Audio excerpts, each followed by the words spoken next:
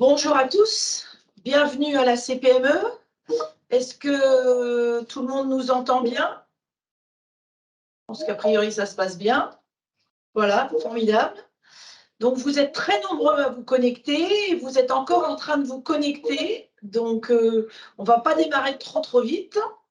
Juste quelques petites indications techniques pour l'instant. Au vu du nombre que nous serons cet après-midi, pour des raisons techniques, les micros vous sont tous désactivés. Donc, pour poser des questions, vous n'aurez qu'une seule solution, c'est de les mettre sur le chat. Vous savez, c'est une façon d'écrire sur la droite de votre écran. Et nous les reprendrons et je me ferai votre porte-parole pour les poser à nos deux intervenants qui sont à ma droite et à ma gauche et que je vais vous présenter tout de suite. Il s'agit à ma droite de M. Le Gall, qui est directeur de la facturation électronique au sein de la DGFiP. Et à ma gauche, nous avons M. Ferré, qui est directeur de projet au sein de l'AIFE. Et vous verrez que l'AIFE il y a une grande part de responsabilité technique dans cette réforme. Voilà. Alors, si il y a encore beaucoup de monde qui rentre, Jennifer, ou ça commence à aller mieux? Pas mal de monde. Voilà. Je voudrais que tout le monde soit là à peu près. Et on est combien? Très bien. Allez. Alors, pour juste quelques mots d'introduction concernant la facturation électronique, mais vous en avez déjà tous entendu parler. Vous savez que c'est une réforme du législateur qui a prévu de généraliser ce recours obligatoire à la facture électronique que l'on appelle du e-invoicing, qui n'est en aucun cas de la facturation ou de l'envoi par mail. Donc, on s'enlève ça de les idées tout de suite. Cette réforme, elle est liée aux relations, le législateur a prévu de généraliser ça aux relations entre l'ensemble des assujettis à la TVA établis en France et a de plus institué une obligation de transmission dématérialisée de certaines données à l'administration fiscale. Cette transmission de données, on l'appellera en e-reporting. Donc, en termes de calendrier, à compter du 1er juillet 2024, c'est-à-dire dans un an, toutes les micro-entreprises ou les PME, et TPE bien évidemment, doivent être capables de recevoir des factures sous format électronique, mais n'ont pas l'obligation de les émettre. Cette obligation d'émettre n'interviendra qu'au 1er janvier 2026. Il s'agit non pas d'une grande réforme, il s'agit d'une révolution pour la majorité de nos entreprises et dont une très large majorité ne sont pas équipées d'une solution de dématérialisation. Le dernier sondage nous avait permis de voir que sur 3,4 millions de TPE françaises, il y en avait plus d'1,5 million qui émettaient encore des factures papier. Donc, l'année dernière, nous avions eu un lien avec la DGFiP avec une enquête sur ce sujet et sur la situation que les TPE et les PME avaient avant la réforme. Et en règle générale, la majorité des dirigeants ont un très faible niveau d'information sur la réforme de la facturation électronique. C'est d'ailleurs pour ça que vous êtes si nombreux aujourd'hui, c'est pour venir glaner de l'information. Cette réforme, elle va en fait chambouler beaucoup de nos habitudes. Elle va nous obliger, pour beaucoup d'entre nous, à revoir comment nous traitons notre système de facturation, comment nous allons les recevoir, nos procédures d'émission, nos procédures de comptabilisation et la relation que nous pouvons avoir également avec nos experts comptables. C'est pour ça que c'est plus qu'une évolution, c'est une vraie révolution avec une obligation de se poser et de se dire est-ce que je fais bien et comment il faut que je fasse demain. C'est pour ça que pour essayer de vous éclairer, pour essayer de vous accompagner, la CPME avait décidé d'organiser ce webinaire avec les deux interlocuteurs clés dans l'objectif de vous donner un maximum d'informations et surtout de bonnes informations et de comprendre dans les grandes lignes à la fin de ce webinaire le fonctionnement et avoir un vrai aperçu de ce qui va se faire et aussi de vous préparer dans de très bonnes conditions. Donc, je vais céder la parole maintenant à M. Le Gall, si vous couvrez le bal. Ouais. donc directeur qui a la direction de la facturation électronique au sein de la DGFiP et qui va vous présenter d'abord les grandes lignes de cette réforme. Merci beaucoup, Madame la Présidente. Donc oui, Mathieu Le Gall, au sein de la Direction générale des finances publiques. Cette réunion, elle a vraiment pour objet de vous donner de l'information qui se veut précise et vérifiée. Quand on tape actuellement facturation électronique sur Internet, on a beaucoup de sites qui sortent, et ce n'est pas forcément les sites officiels de l'administration, avec des informations qui sont parfois pas forcément très précises, et qui peuvent parfois vous inciter à consommer déjà des opérateurs de dématérialisation. Donc, pour introduire déjà cette réforme, il y a des sites officiels qui existent, il y a des informations sur impôts.gouv.fr sur la facturation électronique. Donc, quand vous voulez vous renseigner sur ce sujet, allez toujours sur les sites officiels, c'est très important de le faire pour éviter d'être pris dans des démarchages commerciaux. Donc, premier point, ce seront les grands principes de la réforme.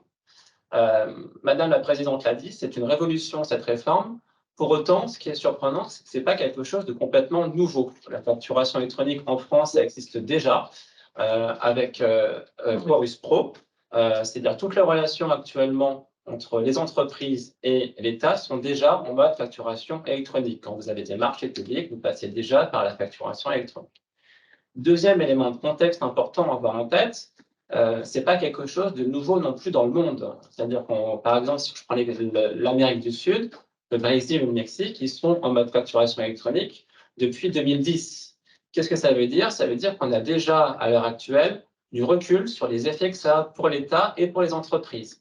Et ce qui est très important, c'est que le retour des entrepreneurs qui sont déjà passés en facturation électronique nous disent tous qu'ils ne veulent pas revenir en arrière parce qu'ils ont bien vu qu'il y avait des bénéfices importants en termes de dématérialisation, en termes de compétitivité, qui font qu'ils veulent également passer à la facturation électronique.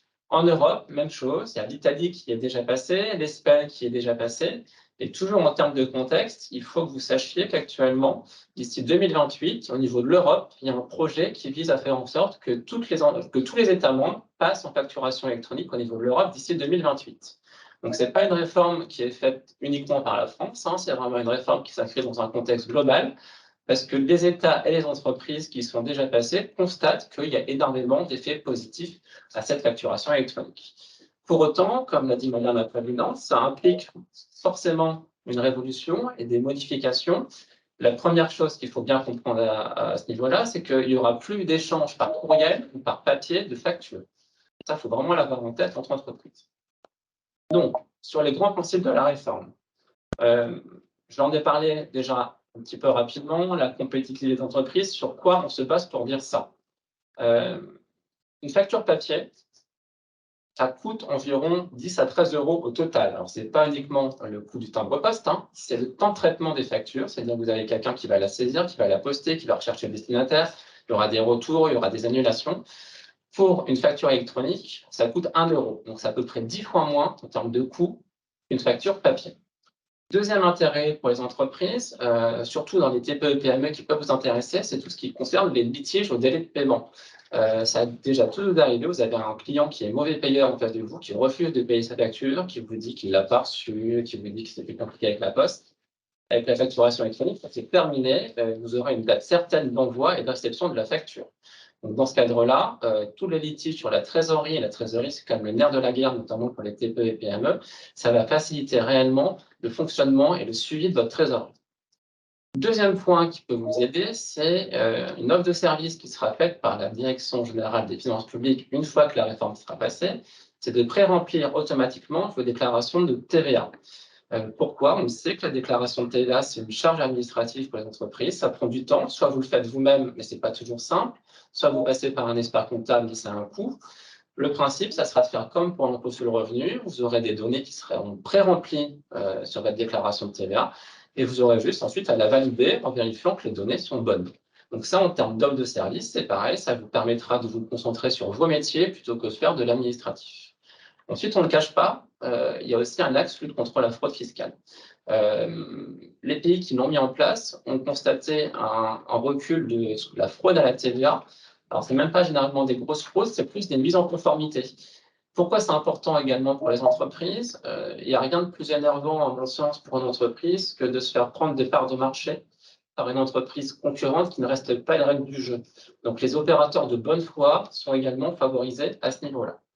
Et ensuite, quatrième avantage, et ça on l'a vu avec les aides aux énergies récemment, avec les aides Covid, l'État a parfois des difficultés à soutenir certains secteurs d'activité parce qu'ils n'ont pas vos données en temps réel. Ce qui fait qu'on va vous demander de remplir des formulaires qui sont parfois pas évidents à remplir. Hein. Les formulaires recettes de l'énergie qui a été changé tout le temps, bon, bah, vous connaissez, c'est pas facile. Avec la facturation électronique, on aura les données des entreprises en temps réel et donc on voudra soutenir un secteur d'activité. Plutôt que vous faire remplir 150 formulaires, on pourra juste vous dire, ben voilà, votre chiffre d'affaires actuel c'est tant, votre aide à l'énergie, ça sera tant. Voilà, donc il n'y aura plus forcément autant de difficultés juste pour faire vos démarches administratives pour obtenir les aides auxquelles vous avez droit. C'est toujours dommage de vous payer une aide parce qu'on n'a pas rempli le bon formulaire. Avec la facturation électronique, ça permettra vraiment d'avancer sur ces sujets. Donc, quand on parle de révolution, c'est vraiment ça, c'est quelque chose qui va fondamentalement faciliter les relations entre entreprises, mais également les relations entre les entreprises et l'État en réduisant toutes les charges administratives. Alors, sur la méthode de travail de cette réforme, ce qui est important de comprendre, c'est que ce n'est pas une réforme qui sort du bureau de Bercy, hein, ce n'est pas une réforme qui a été faite toute seule. On a tout au long de la réforme, depuis 2020, on rencontre les fédérations, on rencontre la CPME et toutes les organisations professionnelles, les éditeurs de logiciels et autres. Pourquoi c'est important? Parce qu'en fait, vous êtes autant d'entreprises que de circuits de facturation. Chaque entreprise a son fonctionnement. Et pour autant, on va avoir besoin de réussir à faire rentrer tout le monde dans le même moule. Ce n'est pas toujours évident. Et ça, on ne peut pas le faire seul. Donc, si les fédérations professionnelles ne nous aident pas, nous, on n'arrive pas à le faire tout seul. Vous êtes beaucoup trop nombreux pour le faire. Donc, on a besoin d'avoir des panels de TPE, des panels de grandes entreprises qui vont nous dire, ben voilà, moi, je fonctionne de telle manière, je facture de telle manière. Et donc, ensuite, derrière, nous, on va adapter notre système au fonctionnement des entreprises pour que toutes les entreprises, quelle que soit leur taille, quel que soit leur mode de fonctionnement, soient en capacité de rentrer dans la facturation électronique. Et pas forcément avec un coût d'ailleurs. Vous verrez, c'est mon collègue qui vous présentera la solution du portail public de facturation. Pour les petites entreprises, il n'y a pas de coût, c'est gratuit. Il y a beaucoup de solutions qui fonctionnent sans aucun investissement. Par contre, il faut quand même être au courant que ça existe. Voilà. Donc ça, c'est important. Si vous n'êtes pas au courant que ça existe et qu'elles sont gratuites qui existent, vous n'allez pas pouvoir la saisir. Donc, autre point très important, qui est concerné? On a souvent cette question. Moi, je suis une entreprise, je suis une toute petite entreprise, je ne fais pas beaucoup de factures, parfois même je suis en franchise en base de TVA. Est-ce que je suis dans la réforme? Alors, la réponse est toutes les entreprises qui sont soumises à la TVA sont dans la réforme, y compris celles qui sont en franchise en base de TVA, y compris les auto-entrepreneurs, y compris les micro-entrepreneurs. Pourquoi tout le monde est dans la réforme? Eh bien, c'est très simple. Je vais prendre l'exemple des franchises en base. Alors, ceux qui ne savent pas ce que c'est, je ne vais pas être technique. Hein, globalement, une franchise en base, c'est quand vous faites un tout petit chiffre d'affaires, vous êtes bien assujetti à la TVA, mais on ne vous demande pas de la reverser ni de la collecter parce qu'on considère que c'est une charge administrative qui est inutile. Donc, sur certains chiffres d'affaires, on ne vous demande pas de reverser la TVA. Vous êtes quand même dans la réforme. Pourquoi? Parce que le jour où vous dépassez votre chiffre d'affaires, il faut qu'on soit en capacité de vous dire attention, ben là, il va falloir collecter. Il vaut mieux le faire en temps réel parce qu'il se passait avant la facturation électronique, c'est qu'il y en a peut-être certains d'entre vous qui ont malheureusement eu l'expérience. Vous étiez franchise en base, tout se passe bien, pas de TVA, vous dépassez le seuil et 3 ans plus tard, il y a une région fiscale qui vient vous demander de reverser 3 ans de TVA. Ça, c'est pas acceptable, c'est pas possible, vous ne pouvez pas le faire. Avec la facturation électronique, on pourra vous dire en temps réel le jour où vous dépassez le seuil et donc vous accompagner pour avoir des effets de trésorerie qui sont vraiment limités sur les passages de seuil. Donc, toutes les entreprises sont concernées dès que vous êtes assujetti à la TVA. Alors, je vous arrête juste une question. Vous arrête juste parce que moi, je vais le porte-parole au fur et à mesure des questions qui arrivent et vous confirmez donc bien que toutes les entreprises qui ne sont non assujetties à la TVA ne sont pas concernées. Les entreprises non assujetties ne sont pas concernées, effectivement, il y a des exceptions. Pour autant, il y a 95% des 4 millions d'entreprises françaises qui sont assujetties à la TVA. Tout à fait. Voilà. Donc, ça fait quand même un paquet de monde. Ceux qui ne sont pas concernés, je le reviendrai plus tard, ce sont des exonérations du type secteur médical, le secteur de l'éducation ou secteur marché, secret défense, etc. Donc, ça reste quand même une liste d'exceptions qui est assez limitée. Et comme vous le voyez, même les entités publiques, lorsqu'elles sont assujetties, c'est-à-dire que si vous êtes actuellement, c'est le sens des marchés publics, c'est quand une entreprise facture à l'État, elle doit le faire en facturation électronique. Maintenant, l'État, quand elle va facturer vers une entreprise assujettie, là, elle sera également en mode facturation électronique. Deuxième point important, on nous le demande souvent, il n'y a aucune modification les règles de TVA. C'est une réforme qui porte sur les modalités d'envoi de la facture. Les règles de TVA ne changent pas. Donc, si vous étiez en local, vous faites toujours de local. Si vous faisiez de l'exportation, vous faites toujours de l'exportation. Il n'y a pas de modification des règles de TVA, il n'y a pas de modification des régimes de TVA. C'est juste une modification de l'envoi de la facture où il n'y a plus de PDF, il n'y a plus de papier. Donc ça, c'est important de l'avoir en tête. Les règles de TVA ne changent pas. Est-ce qu'il y a d'autres questions à ce stade sur le point-là? Ouais, on va y revenir, mais allez-y, je vous laisse continuer. D'accord. Je sais que vous en avez d'autres, donc il n'y a pas de problème. On peut continuer sur la Oui, slide oui. d'après. Donc, le calendrier de la réforme. Alors, Madame la Présidente l'a déjà introduite. Il y a deux dates importantes pour les TPE et PME. Il y a le 1er juillet 2024, où vous serez dans l'obligation de recevoir des factures en format électronique, et le 1er janvier 2026, où il faudra les émettre. Alors, pourquoi ces deux dates? On a voulu un caractère progressif à la facturation électronique, tout simplement parce qu'on a bien conscience qu'en termes de maturité numérique, toutes les entreprises ne sont pas au même niveau. Et c'est tout à fait normal. Vous n'avez pas besoin d'un logiciel de facturation abouti quand vous êtes une micro-entreprise. Et ce qu'il y a de bien, c'est que vous n'en aurez pas non plus besoin, même après la réforme. Simplement, on vous laisse plus de temps, vous, petite entreprise, pour vous dire, bon ben voilà, comment est-ce que je modifie mon mode de fonctionnement. Donc, au 1er janvier 2026, vous devrez tous émettre. Pourquoi on a quand même imposé la date du 1er juillet 2024 en réception? Bah, tout simplement parce qu'on impose aux grandes entreprises d'émettre à ce stade en facturation électronique. Et donc, il faut bien, si elles doivent émettre, qu'en face, on puisse recevoir. Sinon, ça n'a pas de sens. Donc, réception 1er juillet 2024. Ensuite, émission 1er janvier 2026.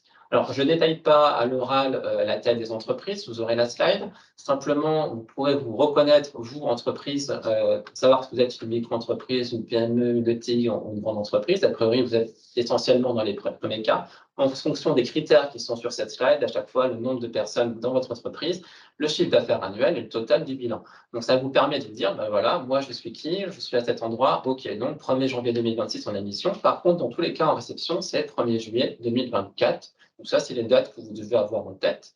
1er janvier 2004, bah, c'est quand même bientôt. Hein. Voilà, il faut bien l'avoir en tête. Alors, vous inquiétez pas, la réception, on va voir après comment on fait pour ouvrir. On verra sur la deuxième partie comment on fait pour créer son compte avec tout à l'heure. Absolument, il Avec l'AIF. y a des solutions qui sont présentées, il y a des solutions qui sont gratuites et qui ne sont pas bien compliquées. Hein. C'est-à-dire que vous n'avez pas besoin d'investir dans un logiciel pour vous connecter et recevoir vos factures. Hein. C'est une plateforme, donc mon collègue vous présentera dans le détail comment faire pour se connecter, pour recevoir une facture et pour en émettre une avec toutes les fonctionnalités possibles. Ensuite, le périmètre de la réforme. Ça, c'est très important. Hein. On l'a déjà dit en introduction. On a eu un sondage qui a été fait il n'y a pas très longtemps où on a demandé aux entreprises s'ils avaient déjà entendu parler de la facturation électronique et s'ils savaient ce que c'était. Et on était très contents parce qu'on avait 90% des gens qui nous disaient oui, oui, ouais, je sais ce que c'est, il n'y a pas de problème, c'est facile, je le fais déjà. Et dans le détail, quand on leur redemandait par la suite, il y en a 70% qui nous disent bah oui, j'envoie mes factures par mail. Alors non, ce n'est pas tout à fait ça. Une facture envoyée par mail, un PDF envoyé par mail, ce n'est pas une facture électronique. D'une manière assez synthétique, si vous êtes en capacité de lire à l'œil nu une facture, c'est qu'elle n'est pas électronique. Ça n'empêche pas derrière qu'on mettra à disposition des lisibles pour que vous puissiez travailler.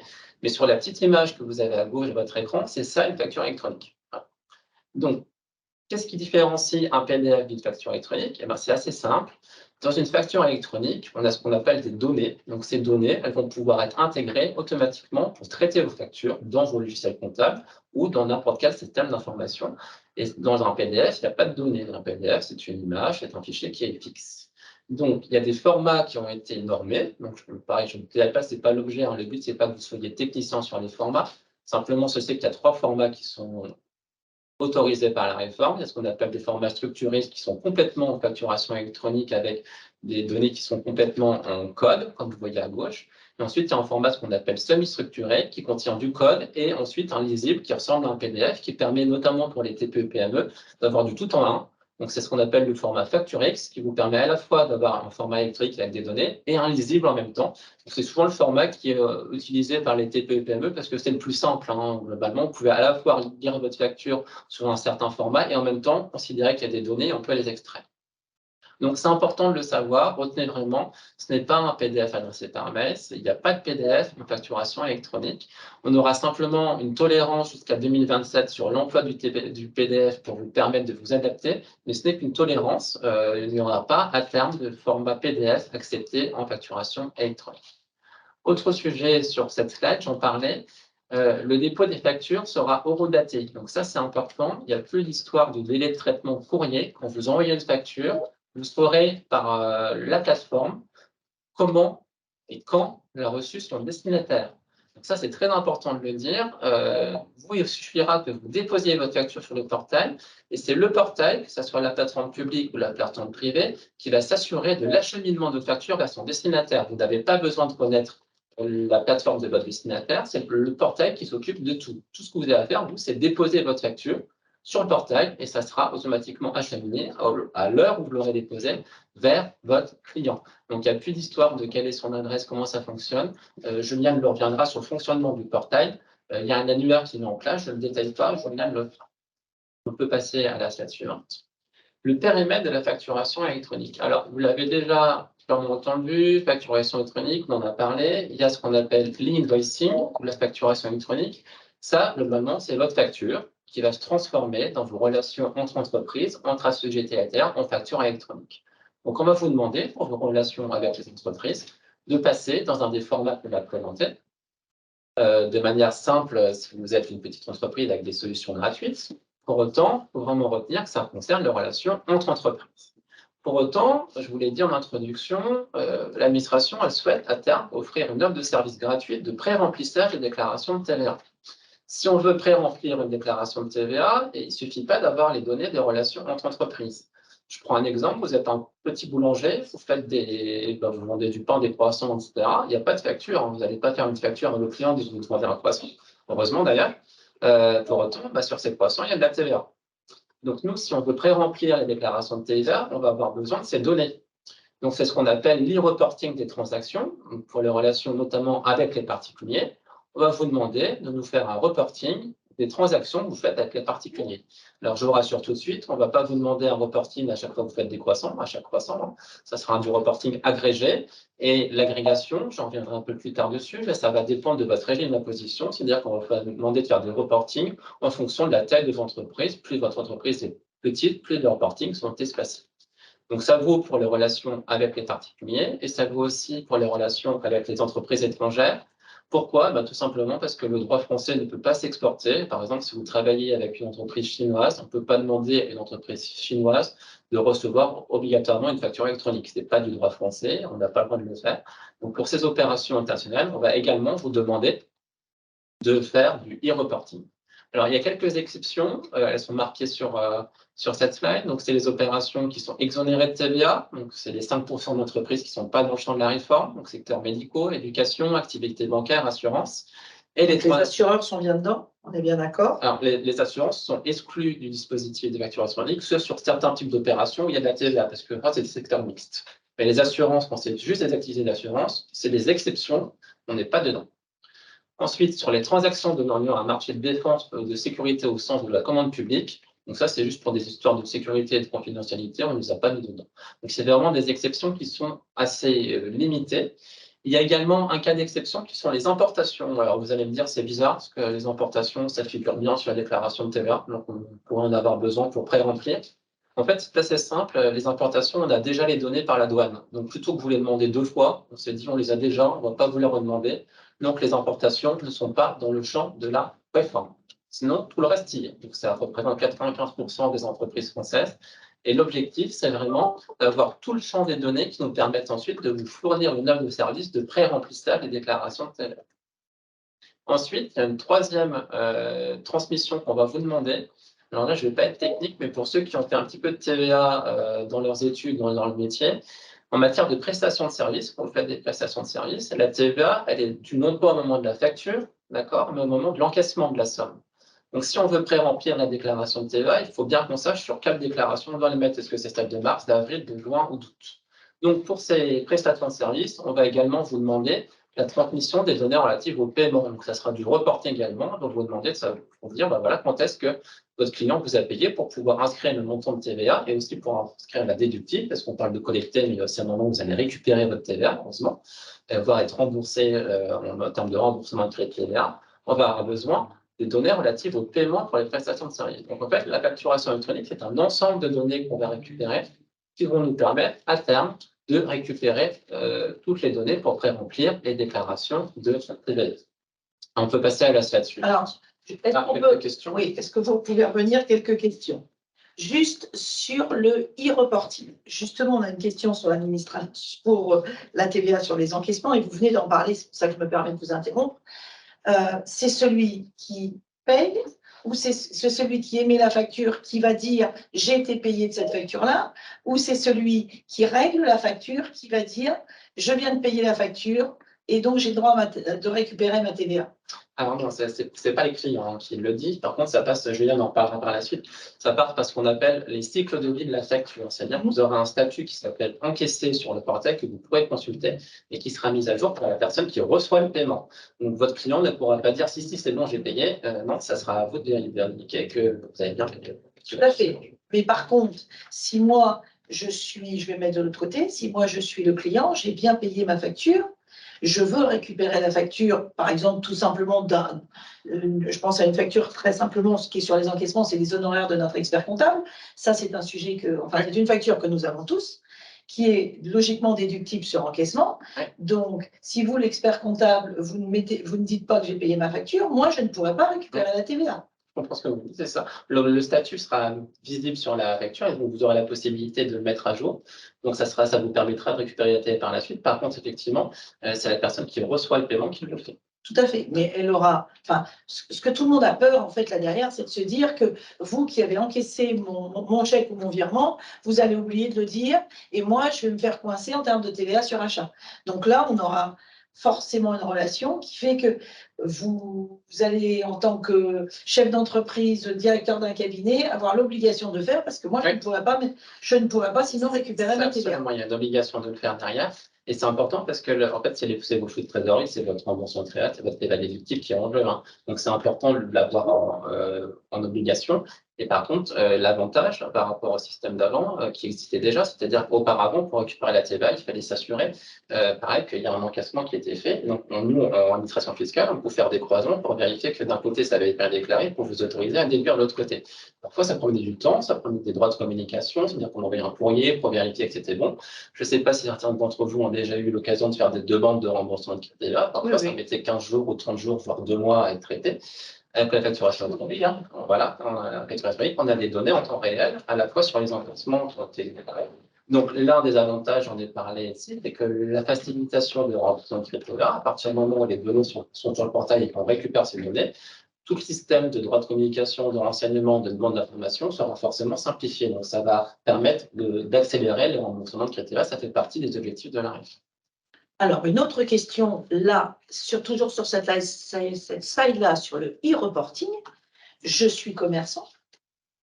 J'ai donc l'obligation de reporter mes données puisque je vends à des particuliers. Vous avez cité un très bon exemple du boulanger. Si on continue dans cet exemple-là, j'ai vendu des croissants et des pains au chocolat toute la journée à des clients particuliers. Donc, il est bien évident que là, je n'ai absolument pas besoin de faire de facture puisque la question m'a été posée et encore moins de la déposer sur un portail quel qu'il soit.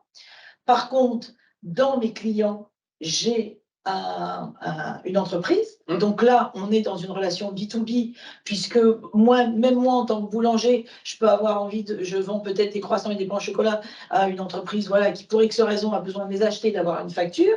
Je vais donc avoir l'obligation, moi, en tant que boulangère, d'établir une facture à cette entreprise qui m'achète mes croissants et les pains au chocolat. Oui. Comment on fait la différence dans le reporting de ce que j'ai vendu à des particuliers que vous, en tant qu'administration fiscale, vous ne connaissez pas, et comment cette facture que j'ai fait à une entreprise qui, pour X raison, a l'obligation d'avoir une facture que je vais aller déposer sur Chorus ou autre, comment vous allez faire la part du chiffre d'affaires fait aux particuliers, la part du chiffre d'affaires fait à du B2B, donc à des entreprises. Oui. Alors, je vous réponds en 2 temps. Il y a effectivement l'obligation de faire une facture, mais c'était déjà le cas avant. C'est-à-dire que la facturation électronique ne change pas les obligations de facturation. Ça faut bien l'avoir en tête. Déjà, par avant, vous faisiez déjà une facture quand vous facturiez à une entreprise, quand vous étiez boulanger, parce qu'il y avait une prestation, un prêteur ou quelque chose comme ça. Vous le faisiez déjà avant. Donc ça ne change pas. La facture, vous la faites déjà. Si ce n'est qu'aujourd'hui, pour beaucoup de boulangers, elle était parfois faite à la main ou dans le meilleur des cas, passée dans la caisse enregistreuse. Voilà. Donc là, ça va plus être faisable comme ça. Absolument. Merci pour la transition parce que c'est exactement ce que j'allais dire. Ce qui va changer en fait, c'est qu'on va avoir maintenant un système de flux normé, c'est-à-dire qu'il va y avoir un flux de données qui concerne les factures qui vont être déposées pour les relations entre entreprises, donc ça s'appelle le cas du prêteur. Par contre, pour les particuliers, il n'y aura pas de flux de factures. C'est uniquement des flux de données de transactions. Donc c'est du reporting, c'est des fichiers que vous allez déposer sur le portail qui vont récapituler toutes les opérations que vous avez faites en mode agrégat avec des périodes d'échéance de reporting. Les factures continuent d'être déposées au fil de l'eau quand vous les envoyez au fil de l'eau. Par contre, les dates d'information, c'est à échéance avec des dates certaines. Donc, on va pouvoir distinguer les flux tout simplement parce que les modalités de dépôt ne seront pas exactement les mêmes. Donc, on va reconnaître le flux de l'invoicing et le flux des reporting. Par contre, pour rebondir sur votre question, ce qui change effectivement, c'est ce qu'on peut appeler l'orthodoxie des factures. Dire ce qui se faisait dans beaucoup d'entreprises, ce qui est tout à fait normal, c'est les pratiques. La petite facture qui n'était pas très bien faite, qu'on annule, qu'on recommence, qu'on met à la poubelle et qu'on en renvoie une. Ça, effectivement, ça ne peut plus fonctionner puisque le flux initial sera déjà parti. Donc, on sera forcé de faire une vraie facture rectificative, une vraie facture d'annulation, une vraie facture d'avoir. On ne pourra plus faire des corrections de point de table. Alors, vous allez me dire, c'est embêtant pour la facture, mais c'est quand même plutôt sympa en termes de certification fiscale. C'est-à-dire que le jour où vous avez un contrôle fiscal ou le jour où vous avez besoin de fournir des données à votre banque pour avoir un crédit ou ce genre de choses, tout sera propre. Donc, c'est quand même plutôt sympa de fonctionner dans un mode qui est sain, où il n'y a pas ce type d'écriture qui peuvent parfois être difficiles à expliquer derrière auprès de votre comptable ou auprès d'un contrôleur fiscal. Donc, c'est important de bien avoir en tête ça. Ça force la réglementation, ça c'est certain. Par contre, il y a tellement de bénéfices associés à avoir un flux de facturation qui est propre. En termes de trésorerie, on s'y retrouve généralement assez facilement. D'autres questions? Je vois que c'est rempli sur votre table. J'essaie d'en éliminer quand même. Est-ce qu'on peut saisir des règlements partiels? Si moi, je vous ai payé que partiellement la facture, on prend l'exemple tout à l'heure de l'honoraire de l'expert comptable, si je n'ai payé que partiellement mon expert comptable, comment l'expert comptable réagit? Oui, alors, là, je viens de le détailler, mais en quelques lignes, c'est un statut de paiement qui va être donné, c'est-à-dire qu'on ne voit pas les flux bancaires directement sur le portail. Ça, il faut bien l'avoir en tête, on ne voit pas les flux bancaires sur le portail. Donc, on ne va pas, nous, administration fiscale, pouvoir vous dire, tiens, vous avez payé que 500 €. Donc, sur les 1000, c'est pas ça qu'on va voir. Donc, je le précise. En clair, c'est pas le problème de l'administration fiscale. Non. La relation que j'ai avec mon expert comptable. Absolument. Donc, ça ne change pas. Les problématiques de paiement fractionnés, de paiement différé, de paiement en plusieurs fois, c'est vos relations contractuelles. Nous, c'est pas ce qu'on regarde, c'est pas du tout le sujet. Donc, on n'aura pas plus d'accès à un compte bancaire, on n'aura pas accès aux données personnelles. Je vais prendre un exemple sur ce type de données parce que c'est vrai que sur la relation avec particuliers et autres, je vais prendre la facture EDF qui est assez classique. Sur une facture EDF, vous avez le numéro de compteur, vous avez votre état de consommation, vous avez beaucoup de choses qui sont des données à caractère personnel. Ces données-là, nous, on ne les voit pas. Nous, on récupère uniquement les données qui nous servent à pré-remplir les déclarations de TVA. C'est-à-dire qu'on n'aura pas du tout accès à toutes les données personnelles qui figurent sur les factures. Et donc, les modalités de paiement qui sont à l'intérieur de vos factures, la manière de compte bancaire et autres, ça, on ne le voit pas. Nous, tout ce qu'on nous intéresse, c'est de récupérer les données qui nous permettent de pré-remplir les déclarations de notre TVA. Alors, j'ai encore une dernière question avant de vous laisser continuer. On en gardera pour la fin, de toute façon. Si vraiment mon expert comptable a oublié ou ne veut pas, parce que la relation avec un expert comptable, on ne peut pas partir du principe qu'elle est bonne. Mais si je travaille avec un prestataire de service qui n'a pas déclaré le règlement, moi, je me fais avoir puisque je n'ai pas ma TVA sur achat à récupérer. Voilà. Qu'est-ce que j'ai comme moyen de pression? Est-ce que je peux rectifier ma TVA déductible en me disant, mais moi, j'ai la preuve que, je ne sais pas, sur mon relevé bancaire, mon virement a été fait le 20 du mois dernier et qu'il ne l'a pas déclaré, et donc je n'ai pas ma TVA déductible. Qu'est-ce que j'ai comme moyen de pression? Comment je peux obliger mon fournisseur de prestataire de service à dire à l'administration, oui, oui, oui, oui.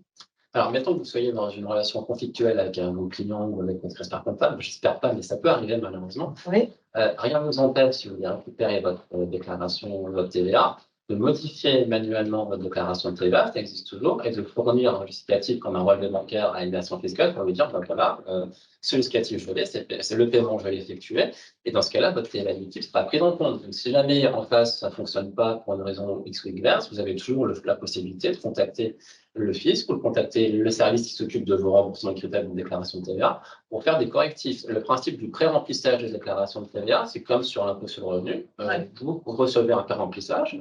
Si c'est pas bon, ben vous modifiez. Et simplement, quand vous modifiez, vous joignez un justificatif qui vous permet de dire à l'administration fiscale, ben voilà, je modifie parce que j'étais à l'élément et non, elle prend en compte. Donc, pour tous ceux qui s'inquiètent sur le côté normalement, si le statut n'est pas rempli, je ne vais pas pouvoir récupérer ma TVA. Si vous pourrez de toute façon récupérer la TVA, simplement, au moment où ça sera pré-rempli, il faudra modifier manuellement si en face, le comptable ne l'a pas fait ou votre client ne l'a pas fait, pour dire, ben voilà, j'ai la preuve de paiement, merci de prendre en compte ma déclaration de TVA. On espère que ça n'arrivera pas trop souvent, puisque globalement, c'est des relations commerciales, mais effectivement, ça peut arriver que contractuellement, ça se passe mal. Et je pense que c'est là où, dans votre introduction, vous nous avez dit tout à l'heure que la fraude à la TVA, ce n'est pas forcément de la fraude, mais peut-être, j'ai envie de dire, je vous avais cité en disant c'est peut-être des erreurs un peu volontaires ou involontaires, mais de l'incompréhension. Et certainement que la TVA sur encaissement, pas forcément déclarée en temps, peut-être par celui qui l'a reçue, ou pas forcément non plus récupérée au moment du versement, est une des sources de fraude, puisque c'est quand même quelque chose qui est un peu, c'est un peu plus compliqué que. Le terme de fraude parfois est galvaudé, il y a beaucoup d'erreurs, de fraude, surtout sur ce type d'entreprise. C'est pas de grosse fraude, la plupart du temps, c'est des erreurs. Et puis, bon, faut dire que le fiscal n'est pas simple. Non, on a discuté il y a quelques mois avec des garagistes qui, suivant le taux de main-d'œuvre et le taux de fourniture de leurs factures, sont à encaissement ou en porting. J'avoue que ce n'était pas forcément la facilité pour eux. Ouais. Et la post-it continue, donc on va continuer un petit peu les questions. Voilà, allez-y, on continue et on va y venir. Alors, oui, le schéma en Y. Alors, vous en avez peut-être déjà entendu parler. Alors, il faut essayer de voir un Y sur ce dessin. Ce n'est pas toujours évident. Les deux branches du Y sont en haut à gauche, les Y sont en haut à gauche, en haut à droite. L'idée, c'est quoi de ce schéma? Alors, premièrement, quand on dit schéma en Y, ça s'oppose à ce qu'on appelle le schéma en V. Il faut savoir qu'il y a certains pays qui ont mis en place également la facturation unique, qui ont mis en place uniquement un portail public. Donc là, c'était assez simple à expliquer. En gros, il y avait une entreprise fournisseur, vous déposez votre facture sur le portail public, et c'est le portail public qui transmet la facture au destinataire. Alors, c'est un modèle qui avait des avantages. Le problème, c'est qu'il est assez rigide, puisqu'en fait, il ne permet pas aux entreprises de choisir leurs prestataires. Le choix qui a été retenu, qui a été fait en concertation avec les fédérations professionnelles, c'est-à-dire qu'il y a eu toute une période où on leur a demandé, bon, bah, alors, vous préférez quoi, schéma en Y, schéma en V. Le choix qui a été retenu, c'est de faire collaborer à la fois le public et à la fois des prestataires privés qui vont se positionner, qu'on va appeler plateforme de dématérialisation partenaire. Donc, c'est les petits ronds bleus que vous voyez sur le schéma. Ces plateformes, elles vont aussi pouvoir recevoir et envoyer ces factures. Alors, quelle est la différence entre le portail public et le portail privé? Alors, il y en a une qui est quand même intéressante pour vous. Le portail public, il est gratuit. Voilà. Vous pouvez, en tant que portail public, utiliser toutes les fonctionnalités du portail public de manière gratuite, c'est-à-dire recevoir une facture, émettre une facture, transmettre vos données de transaction. L'intégralité des fonctionnalités qui sont prévues dans la réforme seront disponibles sur le portail public de manière gratuite. Donc là, si vous me suivez, vous allez me dire, si c'est gratuit, pourquoi est-ce qu'on devrait payer un prestataire qui va faire la même chose? Et en fait, le prestataire privé, il va pouvoir vous donner des fonctions additionnelles. Je vais prendre un exemple. Vous avez des problèmes avec vos clients parce qu'ils ne vous payent jamais. Voilà, c'est compliqué. Le portail privé, il va pouvoir vous mettre en place une note de relance automatisée, par exemple. On va dire, voilà, les clients qui ne payent pas, moi je m'en occupe, je fournis l'aide de relance et j'accompagne. Le portail public ne fait pas ça. Le portail public n'est pas faire de relance. Donc en fait, Julien me détaillera les fonctionnalités plus tard, mais le choix que vous aurez à faire au 1er juillet 2024 pour recevoir votre facture, ça sera de vous dire, voilà, moi, je suis une entreprise, j'ai tant de factures par an. Est-ce que j'ai besoin ou non d'une fonctionnalité à valeur ajoutée par rapport au portail public? Il y a beaucoup d'entreprises qui n'en auront pas besoin, d'autres en fonction de leur circuit de facturation qui vont en avoir besoin parce qu'elles vont avoir des clients différents, parce qu'elles veulent se faire accompagner, parce qu'elles veulent avoir des tableaux de bord plus précis ou parce qu'elles veulent intégrer directement leurs écritures comptables à partir des factures. Donc ça, c'est possible et c'est pour ça qu'on a retenu le schéma en Y, tout simplement parce que les entreprises nous ont dit, nous, ce qu'on aime bien, c'est être libre et choisir ce qu'on a envie de faire. Et donc, avec le schéma portail public plus prestataire privé, les prestataires privés vont offrir un package de solutions par prestataire. qui vont pouvoir me dire, bah oui, ça m'intéresse, ça m'intéresse. Autre élément important, je le disais en introduction, il y a déjà potentiellement beaucoup d'entreprises qui se positionnent sur ce marché des plateformes de dématérialisation partenaires ou des opérateurs de dématérialisation. Donc ça, il faut bien le retenir. Actuellement, ça n'existe pas. Il n'y a pas encore de plateformes de dématérialisation partenaires qui sont immatriculées par l'État. Le service vient juste d'ouvrir. Il y aura une liste qui sera publiée sur impôts.gouv.fr au premier semestre 2024. D'accord ? C'est sur cette liste que vous allez retrouver les plateformes qui sont agréées par l'État. Qu'est-ce qu'on appelle agréées? C'est-à-dire que ce sont des plateformes qui ont fait la démarche de déposer un dossier auprès de nos services pour lesquels on a vérifié qu'ils répondent bien à toutes les conditions, notamment de sécurité des données et d'hébergement des données en France, pour être certain qu'il n'y ait pas de faille à ce niveau-là sur le circuit des données. Donc, c'est des niveaux de certification qui sont les mêmes que celles qui sont sur les plateformes de l'État. Donc, c'est les plus hauts niveaux de certification. C'est des certifications ISO et ce genre de choses. Je ne rentre pas dans le détail parce que ça devient technique par la suite. Mais il faut savoir que seules ces plateformes de démarcation partenaires immatriculées pourront recevoir et transmettre les factures. Donc ça, c'est important de l'avoir en tête. Si vous tapez actuellement facturation électronique sur un moteur de recherche, vous vous trompez en priorité sur les sites des futurs opérateurs, des futures plateformes et qui ne sont pas encore immatriculés. Donc, ils peuvent dire actuellement qu'ils sont candidats pour devenir plateforme de dématérialisation partenaire, mais ils ne peuvent pas vous dire qu'ils sont déjà agréés par l'État, donc ce n'est pas possible. Pour autant, ça ne veut pas dire qu'ils sont tous véreux, hein, ils vont déjà offrir des offres de services qui peuvent être intéressantes. Donc, ça n'empêche pas de vous renseigner vos entreprises, de vous informer pour vous dire, ben voilà, le portail public me permet ça, ça, ça et ça. Ça, c'est mon collègue qui vous fera la présentation. Ah, non, moi, j'aurais besoin de quelque chose de plus. Est-ce que, par hasard, il y aura un opérateur de dématérialisation qui fournit cette fonctionnalité? Peut-être, oui ou non.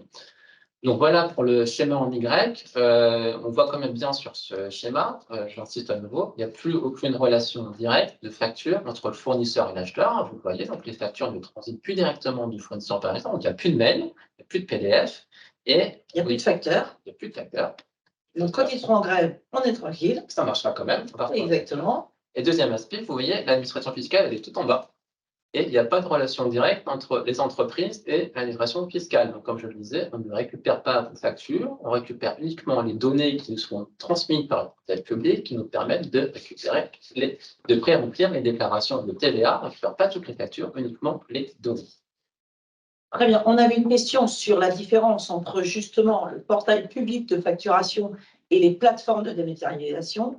Vous visualisez bien le schéma où le portail public reste le portail obligatoire pour tous et ces plateformes sont des compléments qui peuvent aider un fournisseur ou une entreprise. Mais ce n'est pas la même chose.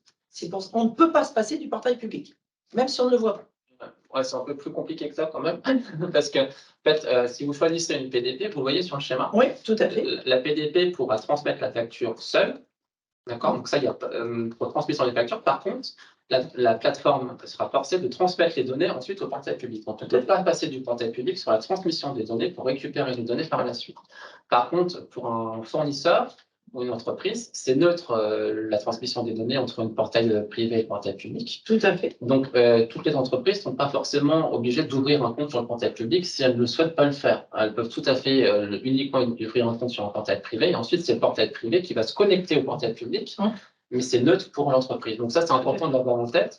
Ce n'est pas vous, entreprise, qui allez devoir faire la démarche de savoir où est votre client, sur quel portail est votre client, s'il a choisi du privé ou du public. C'est toujours le portail qui va le faire en consultant le portail public. Donc, on ne peut pas se passer du portail public dans ce sens-là, parce qu'il y a l'annuaire qui sera dessus. Par contre, votre facture ne va pas forcément transiter par le portail public. Le portail public va simplement récupérer les données de la transmission. Donc, ça, c'est important de l'avoir en tête. Donc, comme disait Madame la Présidente, le portail public a un rôle central dans le dispositif. C'est pour ça, parce qu'en fait, la question était est-ce qu'on peut faire la différence ou est-ce que je peux choisir entre l'un et l'autre? Je choisis si je m'adresse en direct au portail public ou si je passe par un PDP, donc les plateformes de dématérialisation, qui, elles, vont faire le boulot pour que le portail public fonctionne. Absolument. Et vous pouvez également, si vous le souhaitez, choisir plusieurs plateformes. Ça peut arriver. Si, par exemple, vous préférez Pour la réception, on va avoir le portail public, c'est-à-dire que vous voulez recevoir vos factures pour le portail public parce que vous ne voyez pas l'utilité d'avoir un prestataire pour la réception, vous le faites. Par contre, pour l'émission, vous trouvez ça plus pratique d'avoir un privé parce que vous voulez qu'il fasse vos relances, par exemple. Donc, vous pouvez choisir le privé que pour l'émission et recevoir sur le portail public. Le choix est complètement libre et c'était le but du paiement en direct. Toutes les fédérations professionnelles nous ont dit globalement, les entreprises, c'est nous, on connaît comment on fonctionne. On veut avoir le choix de choisir la solution qui nous convient. Donc, le schéma en Y, c'est vraiment ça. C'est-à-dire, quelle que soit la taille de votre entreprise, quel que soit le schéma de facturation, vous êtes libre de choisir la solution. On ne vous impose pas une solution purement publique. On la met à disposition pour permettre de répondre gratuitement aux obligations qui sont posées par la réforme. C'est important, hein. On a des nouvelles règles, donc c'est normal que l'État mette à disposition une plateforme qui est gratuite. Pour autant, si vous voulez faire autre chose que le public, ce qui peut se comprendre, et vous aurez le choix entre un panel d'opérateurs qui vont se positionner sur le marché des opérateurs de dématérialisation, qui vont vous dire, bon ben voilà, moi je peux vous faire ça, et je vous fournis telle prestation, telle prestation, telle prestation. Voilà. Quelle date en aura-t-on la certitude que les plateformes de dématérialisation partenaires, donc les PDP, seront certifiées à partir de quand? Alors non, la liste, vous avez annoncé juin? C'est même avant. La liste, elle sera disponible le 1er janvier 2024, premier semestre 2024 sur impôts.gouv.fr. D'accord. Donc jusque-là, une certification. Jusque-là, il faut être prudent sur les offres que vous recevez. Ça ne veut pas dire que tous les offres sont verrouillées, hein. Il y a des gens qui sont très bien. Si vous travaillez avec un éditeur de logiciels depuis 10 ans, il n'y a pas de raison que du jour au lendemain, il devienne complètement ou dans sa facturation. Pour autant, la certification par l'État, c'est-à-dire l'opérateur qui a fait les démarches de monter un dossier et de montrer pas de blanche à l'État sur lequel on a vérifié toutes les opérations, c'est uniquement à ce niveau. On va faire le maître du temps, il est 15h18. Donc, il faut qu'on arrête de vous poser des questions pour mettre allez, je sois le maître du temps. Je vais passer rapidement là-dessus. De toute façon, ça, c'est un rappel de la fréquence des données des transmissions de transactions. C'est ce que je disais sur les reporting. On peut passer directement à la slide d'après, hein. La fréquence des données de transactions, je vous l'indiquais, c'est le moment où on va vous demander de reporter vos données. Donc, je reprends l'exemple de Boulanger, qui serait, là, on va dire, une petite entreprise qui serait au régime simplifié d'imposition. On ne va pas lui demander de faire du reporting tous les jours de ce qu'il a vendu, de ses baguettes de pain, de ses poissons. On va lui demander une fois par mois. Voilà.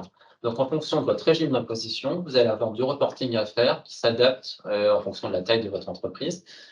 J'insiste sur ce point-là. Vous voyez tout en bas les entreprises qui bénéficient du régime de franchise en base en TVA, je l'ai dit, donc même les toutes petites, elles sont également concernées par la réforme. Simplement, la périodicité, elle sera 2 mois, elle sera suffisamment large pour ne pas imposer trop de contraintes administratives. On peut passer à la seule. Alors, juste une question, ça commence quand les reporting? À même moment que l'Investix, tout est au 1er juillet 2024 pour la réception. Mais la réception, vous n'aurez pas besoin de le faire en tant que TPE-PME. Voilà. Par contre, les reporting en émission, du coup, forcément, pour les TPE, c'est pareil, c'est 2026, 1er janvier 2026. Donc, je encore quelques années devant. Donc, je suis boulanger, je commencerai à faire du reporting au 1er janvier 2026. Si je suis une TPE-PME, oui, tout à fait. Absolument. Pour beaucoup de nos boulangers. Et donc, ça, c'est le même tableau qui concerne les données des paiements. Donc, ça, c'est pour les prestations de services uniquement, je le rappelle, avec même chose, une adaptation en fonction de la taille de votre entreprise sur les périodes où on va vous demander de faire du reporting. Et donc, même chose, comme disait Madame la Présidente, au début, ça sera que les grandes entreprises. Et puis, petit à petit, ça va devenir les entreprises de taille intermédiaire, puis les TPE, PME en 2026. Quand je suis une entreprise de service domicile, je fais donc de la prestation à des personnes âgées. On est bien d'accord que je n'envoie pas mes factures. Je n'envoie pas mes factures par les plateformes ou par le site Chorus, puisque je m'adresse à du particulier. Oui. Par contre, je vais devoir faire du e-reporting. E-reporting, après, je précise quand même, parce que le secteur des personnes âgées, parfois, ça peut être assimilé à un secteur médical. Alors, il faut quand même qu'elle soit bien assujettie à la TVA. Hein. Je ne sais pas si c'est dans le cadre d'offre de soins, parce que parfois c'est le cas. Si c'est une offre de soins médicale, elle pourrait être hors champ de la TVA, et dans ce cas-là, pas concernée. C'est une entreprise de service à domicile qui, pour moi, a donc de la TVA. Mais enfin, bon, voilà, suivant. C'est que c'est du ménage, genre de choses, ça sera soumis à TVA. Par contre, si c'est du point, etc. Mais le principe. Si je suis une entreprise et que je suis soumise à TVA, on est donc d'accord, je ne dépose pas mes factures puisque c'est du particulier. Par contre, à contrario, je fais faire du e-reporting et déclarer mon chiffre d'affaires suivant les périodes que vous avez fait voir tout à l'heure. Absolument. On est d'accord. Alors, on continue. Oui, moi j'ai fini pour les grandes lignes de la présentation de la réforme. Donc, je vous garde des questions pour tout à l'heure. On continue. Je cède la parole à mon collègue de l'AIFE, donc c'est l'Agence pour l'informatique financière de l'État, qui va vous présenter les solutions du portail public de facturation et le fonctionnement, voilà, donc comment ça fonctionne, l'annuaire, adresser ses factures, choisir, etc. Donc je te laisse la parole, Julien. Merci. Donc, bonjour à tous. On va essayer d'aborder, d'entrer un petit peu plus dans le concret au vu de notre état d'avancement aujourd'hui, puisque les outils, que ce soit le PPF ou les PDP dont vous avez parlé à l'instant, sont encore aujourd'hui en cours de conception. Donc, on va vous présenter ce qu'on peut dire déjà à date des solutions informatiques qui vont être mises à votre disposition, en essayant d'aborder les problématiques dans le sens, dans l'ordre dans lequel vous allez devoir vous poser des questions pour préparer l'arrivée de la dématérialisation. Donc, la première question à se poser, que vous vous posez d'ailleurs souvent, c'est est-ce que ce fameux PPF qui va vous permettre de déposer des factures correspond à l'actuel Chorus Pro que certains d'entre vous utilisent déjà? Je le rappelle pour tous ceux qui ne sont pas concernés, aujourd'hui, il y a déjà une obligation de facturation électronique qui s'applique pour les entreprises qui émettent des factures à destination du secteur public. Donc ça représente à peu près 1/5 des entreprises en France. Peut-être que vous êtes dans ce cas-là. Et si vous êtes dans ce cas-là, vous utilisez déjà une solution informatique qui fonctionne, qui s'appelle Chorus Pro. Ce Chorus Pro, c'est pour tous ceux qui ne connaissent pas, c'est un site internet qui fait office de portail dans lequel vous avez une petite capture d'écran sur la présentation. Vous avez tout un tas de petites boîtes qui correspondent à des fonctionnalités spécifiques qui donnent accès à des outils qui concernent les marchés publics, à la facturation, etc., etc. Donc le principe pour la facturation interentreprise, donc le B2B dont on parle aujourd'hui, c'est que le PPF, la solution d'envoi des factures publiques pour la facturation interentreprise, va être intégré dans ce portail Chorus Pro. Donc là, il y aura des boîtes spécifiques en fait qui vont être ajoutées à ce portail et dans lequel vous pourrez entrer pour envoyer vos factures à destination des entreprises et pour faire votre e-reporting. Il y aura sans doute une boîte facturation et une boîte e-reporting dédiée. Donc, pour ceux qui voulaient être au clair sur comment se positionne Chorus Pro aujourd'hui, est-ce qu'ils vont devoir se créer à nouveau un compte s'ils ont déjà Chorus Pro sur un autre outil? Si vous choisissez le PPF et que vous avez déjà un compte sur Chorus Pro, vous n'aurez pas besoin de vous créer un nouveau compte puisque ça va être le même portail au final qui va héberger toutes les solutions. Vous pourrez réutiliser votre compte Chorus Pro et donc simplement, il faudra que vous étendiez vos droits, vos habilitations pour pouvoir accéder aux fonctionnalités du B2B, donc de la facturation interentreprise. Donc voilà, Chorus Pro, on peut, pour simplifier, dire que le PPF va s'intégrer à l'intérieur de Chorus Pro. Donc, voilà pour le petit point de vocabulaire préalable. Maintenant, en termes de travail, de réflexion qui va être intéressant d'avoir à votre niveau le plus tôt possible. Le premier point, c'est qui a déjà été évoqué un peu tout à l'heure, donc je ne vais pas m'attarder plus que ça. Le premier point, ça va être de déterminer, de choisir votre plateforme de dématérialisation, de choisir l'outil que vous allez utiliser pour envoyer vos factures dématérialisées. Et donc, comme on l'a dit tout à l'heure, il y a deux grandes options, les PDP d'une part, et le fameux PPF Chorus Pro, appelez-le comme vous voulez, le portail public, qui va représenter la deuxième option. Donc, on vous l'a dit, aujourd'hui, la liste des PPF des PDP n'est pas encore connue puisqu'ils sont encore en cours de certification. Donc, attention aux publicités mensongères, entre guillemets. Mais ensuite, comment on fait pour choisir entre les deux options? Il n'y a pas de règle absolue qui s'imposerait à tous pour déterminer la plateforme qu'on va utiliser. En fait, ça va être à vous de vous positionner par rapport à vos propres ambitions et à votre situation actuelle. Donc, il va falloir que vous fassiez un petit état des lieux pour vous prononcer sur l'option la plus intéressante pour vous. Donc, quels sont les critères qui vont vous être utiles pour faire ce choix? Il y a le critère qui a été évoqué tout à l'heure des fonctionnalités sur lequel je reviendrai tout de suite après, en fait, puisqu'on a une planche qui détaille un peu les différences entre le PPF et les PDP. Le PPF, ce qu'il faut retenir, c'est que la plateforme publique, en fait, elle va vous offrir le socle nécessaire, minimal, qui vous permet d'entrer dans la réforme. Donc, dès lors que vous allez vouloir faire de la dématérialisation plus poussée pour bénéficier d'autres avantages, ça va être intéressant pour vous d'aller plutôt vers les PDP que le PPF. Par contre, si vous voulez simplement vous mettre en conformité avec la réforme et que vous n'avez pas d'autres souhaits particuliers, à ce moment-là, le PPF, donc la plateforme publique, va être plus intéressante. Donc ça, c'est le premier critère de choix qui vous est proposé. Le deuxième critère, ça va être de voir évidemment les coûts. Alors, il ne fait pas dans l'ordre dans lequel il s'affiche, hein, puisque le PPF donc, est une solution publique, donc par définition gratuite, dans son utilisation standard. On va voir que derrière, en termes de gratuité, il faut quand même prévoir, dans certains modes d'utilisation, un petit investissement de votre part en termes de travail ou de sous-traitance. Mais le principe, c'est que la solution est gratuite. Ce n'est pas quelque chose qu'on va vous facturer. Alors que les PDP sont des outils privés, donc forcément, il va falloir payer le service. Donc il y a ce critère de coût qui peut être aussi un élément de choix.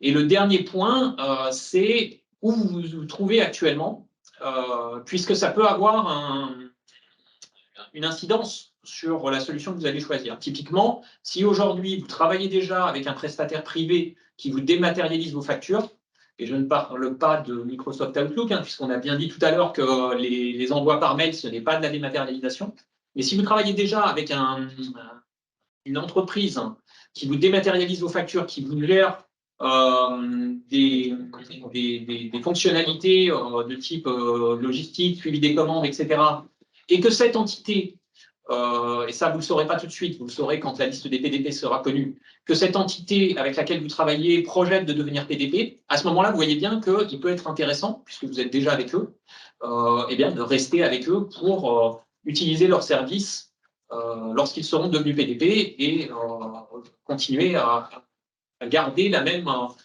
plateforme, la même ergonomie à laquelle vous êtes habitué pour émettre vos factures. Donc voilà, trois grandes questions à vous poser. On va rentrer sur la planche suivante, en fait, un peu plus sur des critères fonctionnels, en fait. Les types de fonctionnalités qui vont différencier le PPF, donc la plateforme publique en blanc, de tout ce que font de tout ce que peuvent faire les PDP, qui est en rose. Donc vous voyez qu'il y a beaucoup de boîtes bicolores. Donc ça correspond à des fonctionnalités qui vont être couvertes à la fois par le PPF et par les PDP. Donc pour faire votre choix entre PPF et PDP, il faut vous focaliser en fait sur les boîtes qui sont intégralement coloriées en rose, qui représentent des services qui ne seront fournis que par les PDP. Donc là-dedans, vous voyez, on peut prendre quelques exemples. Certains avaient déjà été évoqués tout à l'heure, hein, mais tout ce qui est intégration à la chaîne d'approvisionnement, donc tout ce qui est gestion des catalogues, des commandes, des livraisons, pour avoir une gestion intégrée de votre processus de dépenses ou d'achat. Tout ça, vous ne l'aurez que dans des PDP, vous ne l'aurez pas dans Chorus Pro. Donc, si vous voulez obtenir des gains de la dématérialisation très très poussés, en intégrant davantage toute votre chaîne de commandes dans votre outil, ça va être plus intéressant à ce moment-là d'aller voir les PDP, puisque de toute façon, le PPF, l'outil public, la solution qui correspond à l'actuel Chorus Pro, ne vous fournira pas ce type de service. Donc, il faudra que vous penchiez en fait sur la question. Donc, on va vous transmettre le support après la réunion. Donc vous pourrez regarder tout ça à tête reposée. Si vous voyez que vous vous reconnaissez dans des besoins qui sont exclusivement coloriés en rose sur cette planche, c'est probablement que ça vaut la peine d'aller regarder ce que font les PDP, mais il faudra quand même regarder les offres commerciales qui vous proposent très précisément pour voir s'ils vous donnent bien ces services-là. Alors, j'ai une question. Suite à cette slide-là, moi, j'ai un opérateur de dématérialisation qui va se connecter à un PFF. PPF. Un PPF, j'allais dire, c'est mal écrit là-dessus. Voilà. Je choisis un opérateur de dématérialisation connecté au PPF. Est-ce que cela peut suffire et être moins cher qu'un PDP? Alors, moins cher, ça, on ne connaît pas les tarifs que vont vous appliquer les PDP, hein, mais donc ça, je ne vous dirai pas si ça peut être moins cher. En tout cas, est-ce que ça marche? Oui, bien sûr, ça marche. Si on revient juste une seconde à la planche précédente, on voit que dans la petite illustration là, du schéma en Y qui est en bas à droite de la planche, on vous met des petits symboles nucléaires sur fond blanc qui correspondent en fait à la possibilité de passer par un intermédiaire en fait pour vous connecter soit au PDP, soit au PPF. En l'occurrence, cet intermédiaire, c'est ce qu'on appelle un opérateur de dématérialisation, c'est-à-dire une société souvent informatique dont la spécialité, c'est la dématérialisation et à qui vous sous-traitez en fait tout le processus de transformation de vos données de facturation en facture au format officiel attendu, exigé pour la réforme. Donc, bien évidemment, si vous passez par ce type de service, ils vont vous le facturer. Mais ça peut vous faciliter la vie si vous avez des grandes ambitions. Je suis sûr que certains d'entre vous se sont posé des questions, notamment sur les gros volumes de factures. Les entreprises qui auraient des gros volumes de factures, on va le voir tout à l'heure, vont peut-être pas s'amuser à aller les déposer une à une sur le PPF. Dans ces cas-là, il y a des modes de transmission des factures en masse qui existent. C'est ce qu'on appelle le raccordement technique. Je vais y revenir dans le cadre de la présentation tout à l'heure. Qui permet en gros, pour caricaturer, d'établir une sorte de tuyau entre vos outils de gestion et le PPF ou bien les PDP. Ça marche dans les deux cas. Et à partir du moment où vous ouvrez le robinet dans ces tuyaux, vous pouvez envoyer en masse vos factures. Seulement pour mettre en place ce système de raccordement, il faut quand même s'assurer qu'on envoie ces données de facturation au format exigé par la réforme. Et c'est un travail d'informaticien quelque part. Donc très souvent, les entreprises vont sous-traiter ce travail de raccordement à des prestataires de services externes, qu'on appelle les opérateurs de dématérialisation, qui vont faire ce travail pour vous.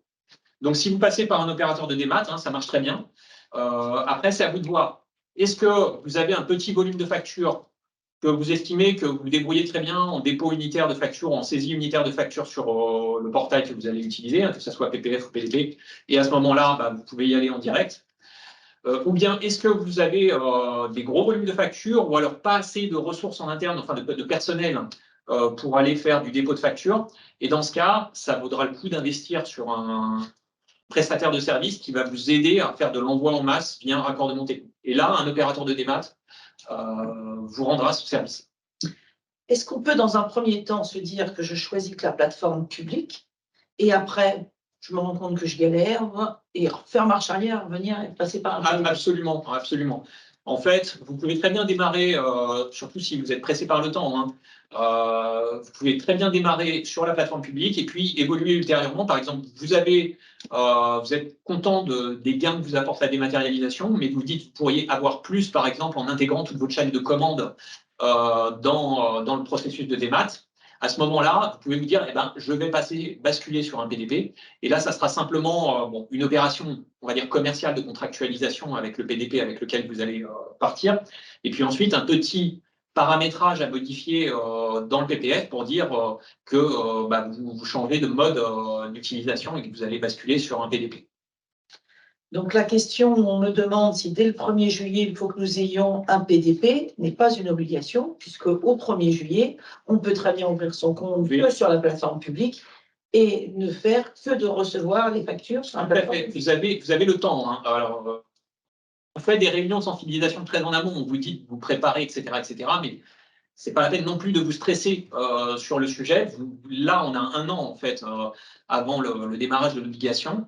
Vous avez le temps de faire votre choix. De toute façon, aujourd'hui, vous ne connaissez pas la liste des PDP parce qu'elle n'est pas encore arrêtée.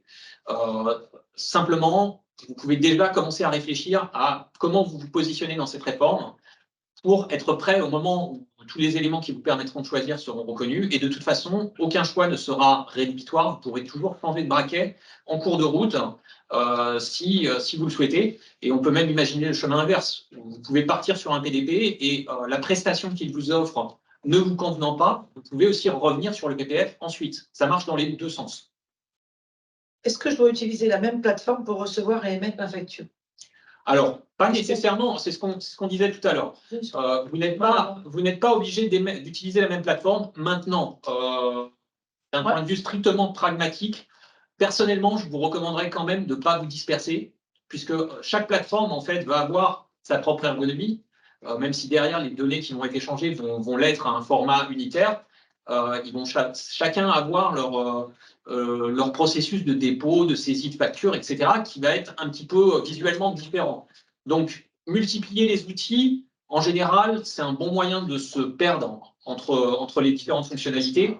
Donc, si vous n'avez pas un besoin vraiment très caractérisé qui exigerait que vous soyez sur 2 plateformes différentes, si vous pouvez être sur la même, c'est toujours plus simple, surtout d'un point de vue PME, TPE, en fait, hein, puisque dans des grandes entreprises, souvent, ils vont avoir des périmètres d'activité qui vont faire qu'ils vont avoir plusieurs sirettes à gérer sur lesquelles ils n'ont pas la même activité. Et peut-être que sur un sirette, ils vont avoir besoin de gérer de la chaîne d'approvisionnement, par exemple, alors que sur un autre, ils n'en ont pas besoin. Et donc, peut-être que sur ce sirette-là, ils vont passer par un PDP, alors que sur l'autre sirette, ils vont préférer rester sur du PPF basique.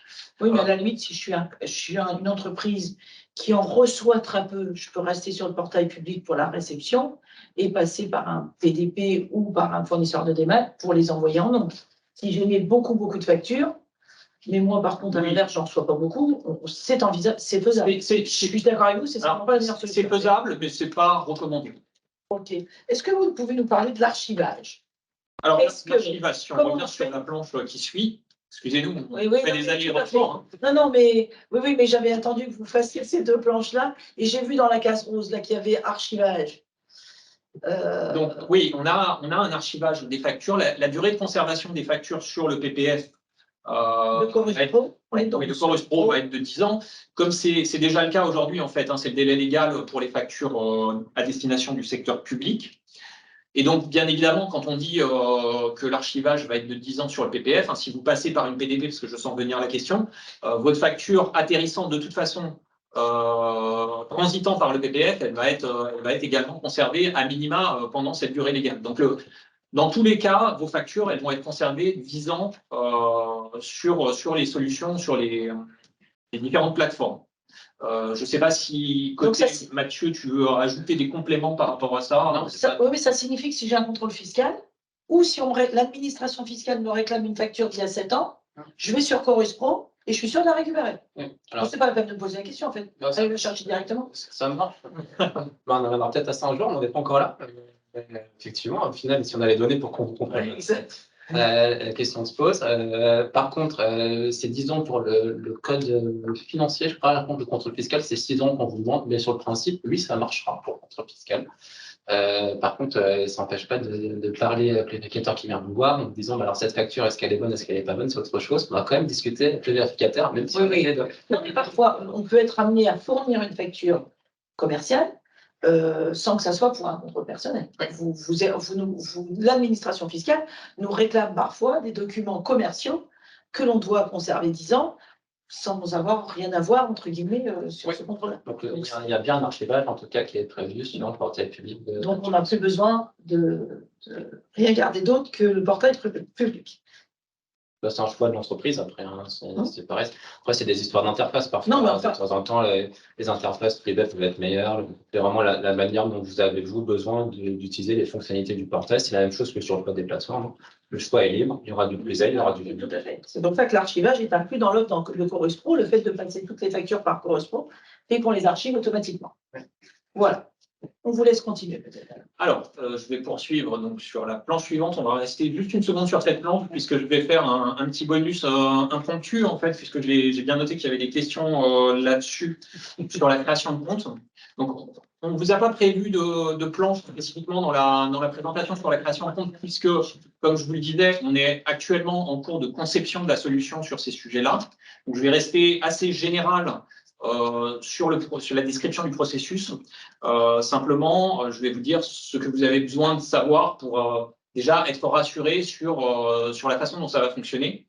Le principe, hein, c'est qu'on va partir sur le même type de process de base qu'on a aujourd'hui sur Chorus Pro, c'est-à-dire qu'on va vous demander de vous créer un compte, évidemment, personnel pour émettre, accéder aux fonctionnalités d'émission et de réception de factures.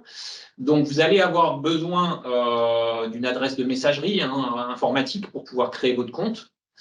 Et là où les choses vont un peu évoluer pour tous ceux qui connaissent Chorus Pro, c'est qu'on va aller plus loin en revanche sur le contrôle de votre identité, en fait, au moment où vous allez vous connecter derrière, puisque à partir du moment où vous allez créer un compte, il y aura deux choses qui vont se faire. Vous allez avoir un identifiant et un mot de passe qui vous sera personnel, qui vous permettra de vous identifier sur la plateforme. D'ailleurs, ce sera le cas que vous alliez sur un PDP ou sur le PPF, hein, c'est la moindre des choses. Et ce qu'on va mettre en place, qui n'existe pas encore sur Chorus Pro, c'est un processus de double authentification. Enfin, c'est ce qu'on veut faire en tout cas, qui est similaire à ce qu'on trouve sur les services de banque en ligne, en fait, pour renforcer votre identification et pour éviter toutes les problématiques, autant que possible, les problématiques d'usurpation d'identité qui pourraient se poser. Donc ça, c'est le premier point. Le deuxième point, c'est qu'une fois que vous serez créé votre compte personnel, donc vous êtes identifié dans la plateforme, quelle qu'elle soit d'ailleurs, hein, en tant que Monsieur Dupont, il va falloir qu'on voit quel rôle vous jouez par rapport à quelle entreprise. Donc, on va vous demander de vous habiliter sur un SIRET, plusieurs, qui vont correspondre aux entreprises pour lesquelles vous émettez des factures. Donc, on va vous demander de vous habiliter sur ces SIRET, et donc, il va y avoir plusieurs rôles vraisemblablement d'utilisateurs, selon que vous allez être, entre guillemets, l'administrateur officiel du SIRET dans votre plateforme, ou simplement un collaborateur qui a été autorisé par son responsable à émettre les factures. Et donc, il y aura un dispositif d'authentification, en fait, de certification, pardon, qui sera mis en place, mais qui sera assez intuitif. En fait, vous aurez plusieurs, et flexible, hein, puisque vous aurez plusieurs possibilités pour certifier en fait, que vous êtes bien un représentant légitime de votre entreprise si vous êtes l'administrateur dans la plateforme et que vous avez donc bien le droit d'autoriser d'autres collaborateurs à venir émettre des factures au nom de votre SIRET sur l'outil. Donc ça, on ne vous le détaille pas dans la présentation parce que c'est en cours de conception et donc on aura le temps de vous présenter ça quand le process sera parfaitement stabilisé. Je vous rassure, ça ne va pas être quelque chose de particulièrement démentiel, c'est de la sécurité en plus pour vous par rapport au fonctionnement actuel sur la partie facture publique qui est vraiment très minimaliste aujourd'hui, où on vous demande juste login, mot de passe et puis hop, c'est parti, vous pouvez émettre vos factures. Là, vous aurez quelques niveaux de sécurisation en plus. Donc sur l'adressage des factures, vous allez, oui, c'est bon. Pour l'adressage des factures, il faudra que vous posiez quelques questions au préalable pour démarrer, puisque comme on vous l'a signalé, hein, c'est plus de la facture papier, c'est plus de la facture par mail, donc il va bien falloir que vous identifiez le destinataire de votre facture avant de lui envoyer. Donc bien sûr, on aura un annuaire qui sera disponible sur toutes les plateformes, que ce soit le PPF ou les PDP.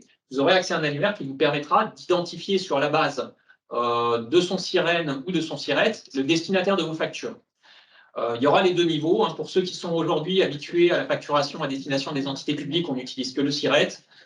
Sur le PPF, il y aura la possibilité vraisemblablement d'utiliser le niveau supra, c'est-à-dire le niveau SIREN qui est au-dessus du SIRET.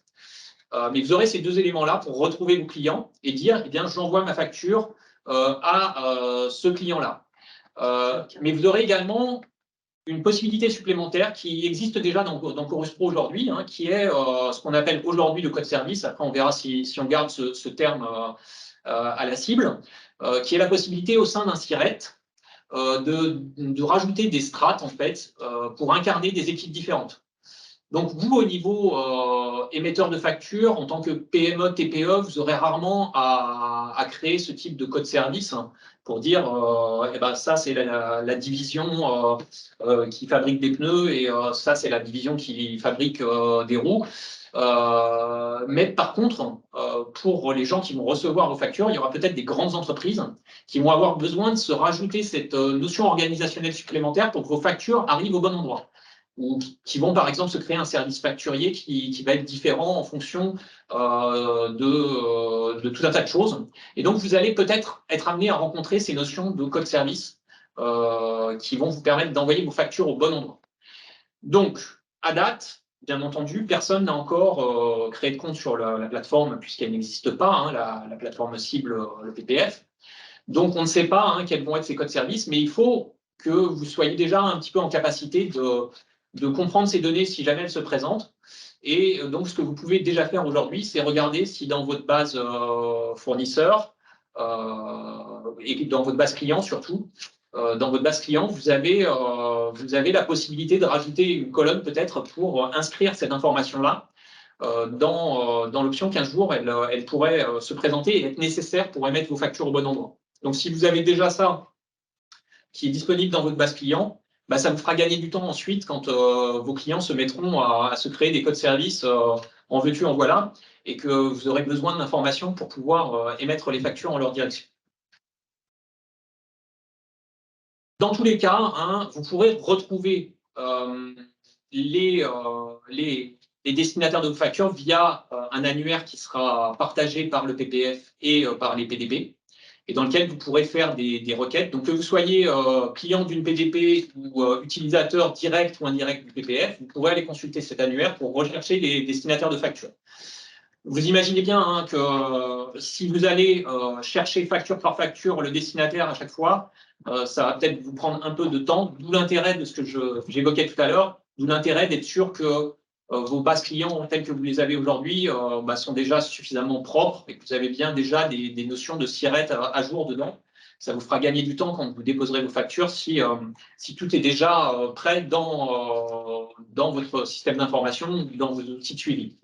Dans le pire des cas, vous pourrez toujours vous reposer sur l'annuaire pour chercher les données qui vous manquent. Sur ce sujet d'annuaire, je voudrais également préciser encore quelque chose, la planche juste avant. Que, information importante, quand on ouvrira la plateforme, le PPF, donc quand va démarrer le système de transmission des factures, on va préalimenter par défaut directement en centrale, en fait, cet annuaire sur la base de la base sirène de l'INSEE. Donc, vous n'aurez pas besoin que votre client se soit déjà créé un compte sur Chorus Pro, enfin sur le PPF ou sur une PDP, pour pouvoir lui adresser des factures. Donc, dès le premier jour de fonctionnement de la réforme, vous pourrez déjà adresser des factures aux destinataires de factures. Donc, forcément, s'ils ne se sont pas encore créé un compte, les factures vont tomber dans leur boîte de réception et ne pourront pas en prendre connaissance tant qu'ils ne se seront pas créés leur compte. Mais vous ne serez pas bloqué par ce type de problématique. Vous pourrez vous mettre en conformité avec les obligations réglementaires d'envoi dès le démarrage de la solution. C'est le petit point que je souhaitais mettre en exergue sur cette planche. Avancer, puisque l'heure tourne. Vous avez ensuite un choix important. Hein, on a parlé de la préparation de votre base client-fournisseur pour mettre ça d'équerre dans la perspective de la démat. Le gros choix important que vous allez avoir ensuite, ça va être de choisir votre mode d'envoi et de réception de facture. Donc, qu'est-ce qu'on entend par là? Planche suivante. En fait, vous allez avoir trois possibilités. Comme c'est déjà le cas aujourd'hui pour ceux qui utilisent Chorus Pro pour les factures à destination du public, vous allez avoir trois possibilités pour émettre vos factures. Vous allez avoir ce qu'on appelle le mode portail, qui correspond à une chose toute bête, c'est-à-dire aller sur le site du PPF ou le site ou le logiciel de votre PDP, l'un ou l'autre, et d'aller manuellement saisir votre facture. Donc, vous avez un formulaire qui va s'afficher, vous allez saisir tous les champs de votre facture, tous les champs obligatoires, et vous cliquez sur le bouton en fin de saisie et ça va envoyer votre facture. Soit vous allez pouvoir déposer un PDF, modulo ce qu'on a évoqué tout à l'heure sur le fait que cette option ne sera pas pérenne, puisque en fin 2027, on arrêtera d'offrir cette possibilité normalement, mais vous allez pouvoir le faire du moins au début de la réforme. Même si vous déposez un PDF, il y aura toujours des petits contrôles à réaliser et puis des compléments d'informations à apporter éventuellement sur votre saisie, ne serait-ce que pour désigner le destinataire, vérifier que vous n'envoyez pas votre PDF au mauvais endroit. Ou alors, vous allez pouvoir envoyer un lot de factures, c'est-à-dire un groupe de factures, sous réserve de pouvoir les produire au format requis par la réforme, qui est une structure de facturation qui est formalisée, en fait, qui est informatique, et qui correspond à plusieurs formats informatiques qui sont décrits dans ce qu'on appelle les spécifications détaillées. Donc là, désolé hein, pour tous les néophytes, vous n'avez pas besoin nécessairement de connaître ces formats-là, mais si vous êtes un grand fan de l'informatique et que pour démarrer, vous voulez passer par du dépôt en masse de factures, vous allez être obligé de vous y intéresser. Donc, dans ce cas, il faudra aller prendre connaissance des spécifications qui sont disponibles sur le site de la DGFiP, impôts.gouv.fr, qu'on vous redonne à la fin de la présentation. Vous pourrez voir ça à tête reposée et ça vous posera certainement plein de questions, mais ça vous apportera aussi beaucoup de réponses. Donc, cette option-là, le mode portail, c'est quelque chose qui vous permet de démarrer directement dès que vous êtes créé un compte et qui vous permet de commencer à envoyer vos factures. C'est le principal avantage de ce système. L'inconvénient, c'est que pour l'essentiel, ça va quand même être essentiellement de l'envoi unitaire de factures. Vous allez envoyer une facture à la fois, sauf si vous réalisez la troisième option que j'ai évoquée tout à l'heure, là, le dépôt de l'autre facture. Mais on va voir que si vous êtes capable de faire du dépôt par l'autre facture, ça veut dire que vous maîtrisez les formats informatiques de facture, et ça veut dire qu'en fait, vous êtes quasiment capable d'utiliser les deux autres modes de dépôt réception de facture alternatifs qui sont détaillés dans cette planche, qui sont l'EDI et les API. Et donc, dans ce cas, si vous êtes capable de vous servir de l'EDI ou des API, c'est peut-être la bonne solution. Donc, qu'est-ce que c'est que l'EDI? Qu'est-ce que sont les API? En fait, ce sont des modes de raccordement, ce que j'évoquais tout à l'heure, si vous vous souvenez bien, sur le schéma en Y. C'est-à-dire ce sont des modes d'envoi de factures qui vous permettent d'émettre vos factures quasiment automatiquement depuis votre système d'information. C'est-à-dire si vous avez un outil informatique aujourd'hui qui gère vos factures, vous allez établir une connexion entre cet outil, une connexion directe entre cet outil et le PPF ou bien l'APDP que vous avez choisi. Et donc, vous allez pouvoir envoyer en masse, quasiment sans vous préoccuper, au fil de l'eau, en fait, toutes les factures que vous créez dans votre outil de gestion. Donc, ce système-là, ça suppose d'avoir des bonnes connaissances en informatique pour le mettre en œuvre. La différence EDI-API, c'est simplement une différence sur les modalités techniques d'envoi. Donc, je ne vais pas rentrer dans les détails. Hein. Disons que l'EDI, c'est la technique la plus ancienne et API, c'est une technique qui fonctionne de façon un peu plus moderne par ce qu'on appelle des appels informatiques. Mais si je vous entraîne là-dedans, on va tous se suicider, donc on va arrêter là. Voilà. Ce qu'il faut retenir, c'est que les deux solutions permettent d'envoyer en masse de façon équivalente. Il n'y en a pas une qui est vraiment meilleure que l'autre.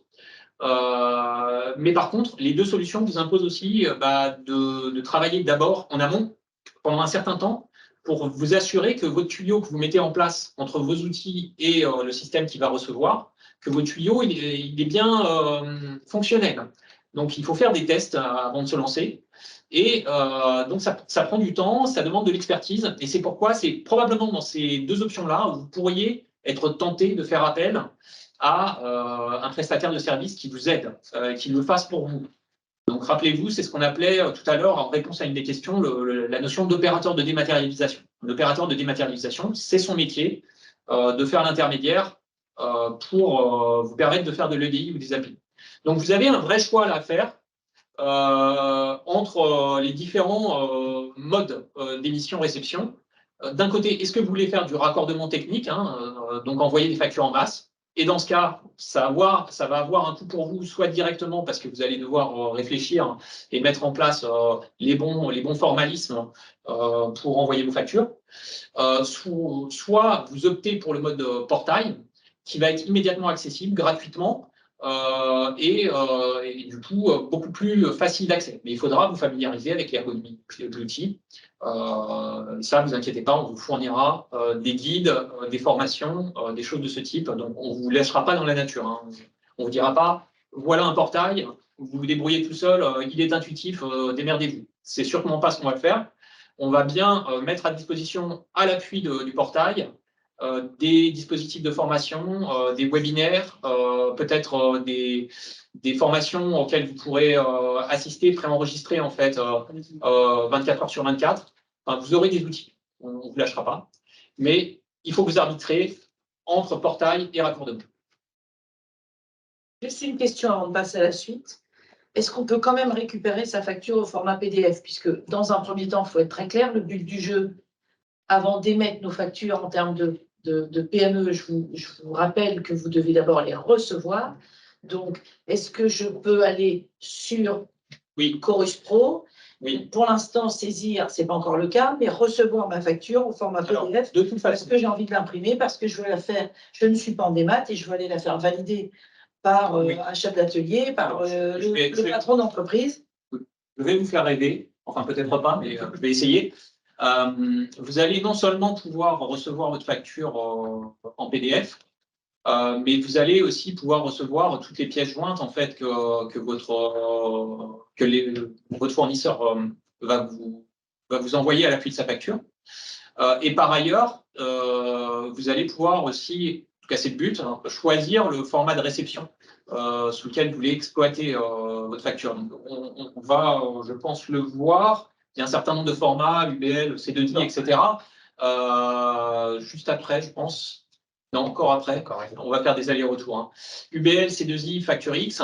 Vous allez pouvoir normalement choisir sous lequel de ces formats aussi vous voulez recevoir la facture. Donc il y aura cette possibilité. Hein. Il y aura normalement une grande liberté dans ce que vous allez pouvoir recevoir. Celle-ci sur le traitement des factures reçues. Hein. La slide qui apparaît là, qui vous explique toutes les possibilités pour recevoir une facture. Et donc, comme le dit Julien, ça sera à vous de choisir le format. Donc, vous aurez de toute façon la possibilité d'avoir un lisible, c'est-à-dire que si vous n'êtes pas en capacité de lire de l'EDI ou de l'API ou autre, c'est pas grave. Que ce soit le portail public ou le portail privé, ça fait partie des obligations de la réforme. Ils doivent vous fournir un lisible, quelle que soit votre méthode de réception. Est-ce que je peux utiliser qu'une seule adresse mail pour créer plusieurs comptes Chorus Pro parce que j'ai plusieurs sociétés et je n'ai qu'une seule adresse mail? Alors, deux façons de répondre. Si vous avez plusieurs sociétés, oui, vous pouvez utiliser la même adresse mail, puisqu'on va décorréler, hein, c'est un peu l'esprit de ce que j'essayais de vous décrire tout à l'heure, on va décorréler la notion d'individu de la notion d'entreprise. Vous créez un compte comme individu et après, vous vous rattachez aux entreprises au nom desquelles vous allez émettre, recevoir des factures. Donc, vous avez besoin de vous créer votre compte qu'une fois en tant que personne. Et après, à partir du moment où vous êtes rattaché à tous les SIRET au nom desquels vous émettez des factures, votre compte créé avec votre mail d'origine vous permettra de le faire. En fait, vous n'aurez pas à vous créer un compte par facture. Maintenant, par contre, attention, pas d'originalité, s'il vous plaît. Vous amusez pas, si possible, vous amusez pas à vous créer un compte avec une adresse mail et à partager ce compte-là avec tous vos copains. Donc, il y a deux façons de répondre, en fait. Une adresse mail pour une même personne, oui. Une adresse mail pour 50 personnes, s'il vous plaît, évitez. Là, j'ai une dernière question, enfin une autre question. Si un client n'a pas de compte, ça, c'est pas possible, puisqu'à partir du 1er juillet 2000. Normalement, c'est pas possible, effectivement. Voilà, et on déposera des factures pour lui, il ne la verra pas. Est-ce qu'on peut lui transmettre par mail? Non, de toute façon. J'ai envie de dire, pendant cette période intermédiaire, moi, je vais compléter la question, mais en fait, j'ai envie d'aller avant le 1er janvier 2026, commencer à envoyer mes factures. Ce n'est pas une obligation, mais je me prépare à le faire courant de l'année 2025. De toute façon, tout le monde a l'obligation d'avoir son compte. Donc, si je vous l'envoie, vous êtes sûr que je la recevrai. Vous êtes sûr que vous l'aurez. Il y a l'obligation de recevoir dès le 1er juillet 2024 en format électronique. Voilà. Donc, la réponse à la question est ce n'est pas possible à partir du moment où vous allez envoyer des factures. De toute façon, on sait pas pertinemment que tout le monde aura ouvert un compte pour au moins les recevoir. On vous laisse. Alors, peut-être. oui, j'ai déjà évoqué beaucoup de choses. On va remonter les quelques crans juste pour voir, s'assurer qu'on n'oublie rien. En fait, c'est un zoom en fait. J'avais prévu de vous faire un petit zoom sur le raccordement, donc cet aspect qui vous permet d'envoyer des factures en masse. Je vais aller assez vite pour compléter ce que j'ai déjà dit en fait. Donc, si on descend d'une planche, voilà. Ce qu'il faut retenir, c'est que si vous choisissez de faire un raccordement, c'est-à-dire que vous ciblez un envoi en masse de factures, donc derrière, vous allez devoir aller prendre connaissance des spécifications externes, le document que j'évoquais tout à l'heure, qui est publié sur le site impôt.gouv.fr, pour savoir quel est le format attendu pour envoyer vos factures. Donc, sur cette base-là, il va falloir que votre système d'information, qui est ici incarné sur la planche par la notion de partenaire, c'est votre outil, en fait, hein, que votre système d'information soit capable de produire les factures au format qui est détaillé dans les spécifications, donc dans le gros document que j'évoquais.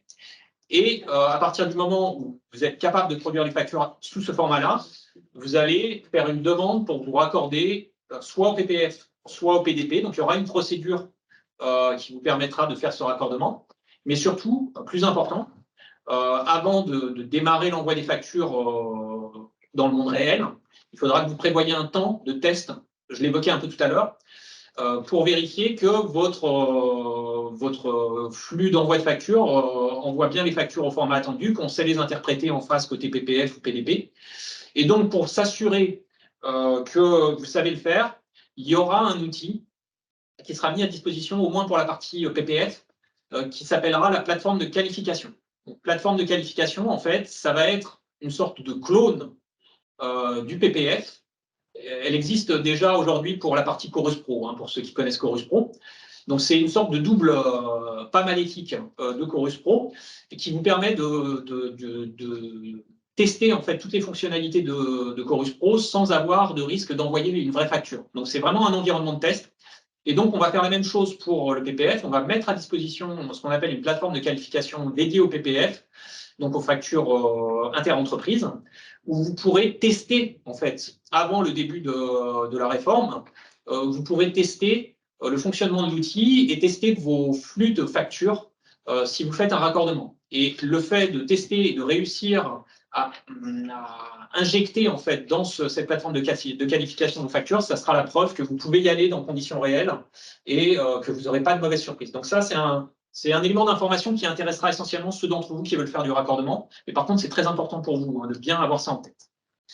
Est-ce que vous pouvez nous lancer un mot sur le e-reporting?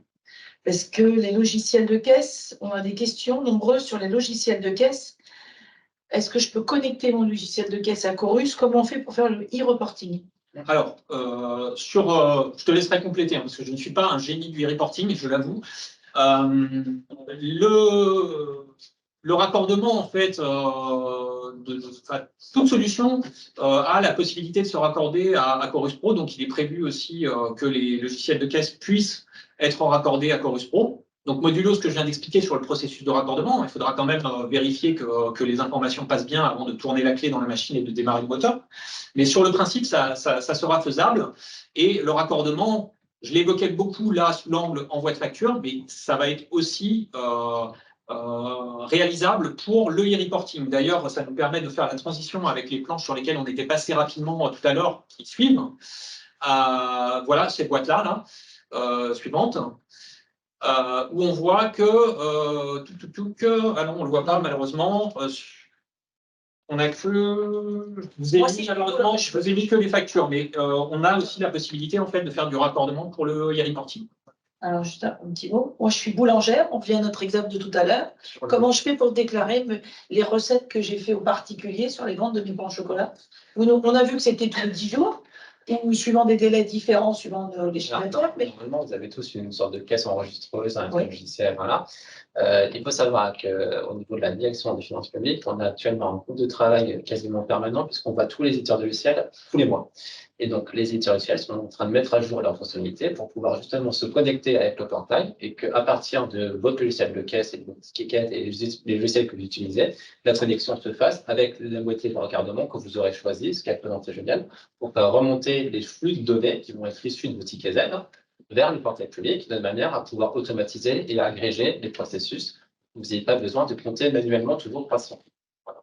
On est tout à fait d'accord. OK. Alors, la question quand même que tous les chefs d'entreprise se posent, et c'est évident qu'il y a des réactions là-dessus, c'est oui, mais tout ça, ça va me coûter très cher. C'est une évidence. Alors, quand vous parlez de la mise à jour des logiciels de caisse, je suppose que les mainteneurs de caisse vont facturer aux commerçants la mise à jour de leur logiciel de caisse. Après, dans tout ce que vous nous avez présenté, je pense que si on veut quand même que ça coûte le moins cher possible et qu'on reste sur quelque chose de simple, on peut quand même faire quelque chose de très simple avec du Chorus Pro en passant que par la plateforme publique pour envoyer mes quelques factures. Donc, je pense qu'il faut quand même avoir un raisonnement de se dire, et vous l'avez dit tout à l'heure, voilà, si j'ai 5 factures par mois, c'est pas la peine d'aller chercher quelque chose de compliqué. Restons sur un dépôt à l'unité sur la facture Chorus. La question, elle est tout à fait différente. Et j'ai cette question-là. Si j'ai 600 factures et je veux la plateforme publique, c'est tout à fait faisable. Mais il faut quand même se poser un peu les bonnes questions, de se dire, pour éviter de faire 600 fois la facture individuelle, le dépôt en masse, et vous l'avez expliqué tout à l'heure. Donc, le coût, il existe. Il ne faut pas s'en cacher. Il y a forcément des coûts induits à cette réforme, c'est clair. Après, je pense qu'il faut aussi prendre cette réforme comme peut-être une réforme un peu plus globale et se dire qu'il va falloir s'y retrouver en faisant peut-être des économies sur la dématérialisation via des honoraires de comptabilité, de comptable, du temps travaillé derrière, ou des économies de temps peut-être tout simplement, parce que cette dématérialisation, on le voit dans des sociétés qui ont commencé à évoluer vers cette réforme, il y a aussi un temps énorme qui est gagné de cette façon-là.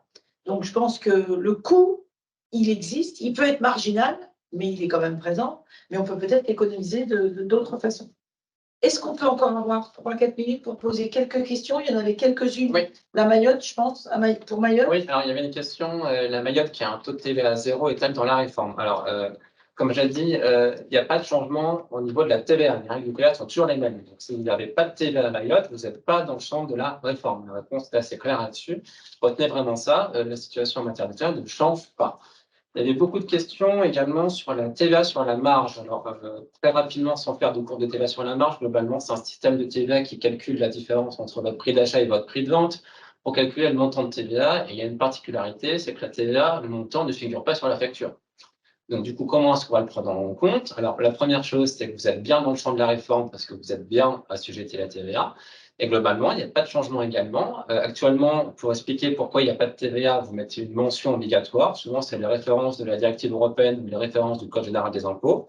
Désormais, il y aura sur le portail une mention avec une exonération, une sorte de code qui expliquera pourquoi il n'y a pas de TVA sur la facture. Donc, ça fonctionne. Il y avait une question aussi sur les associations, sont-elles concernées?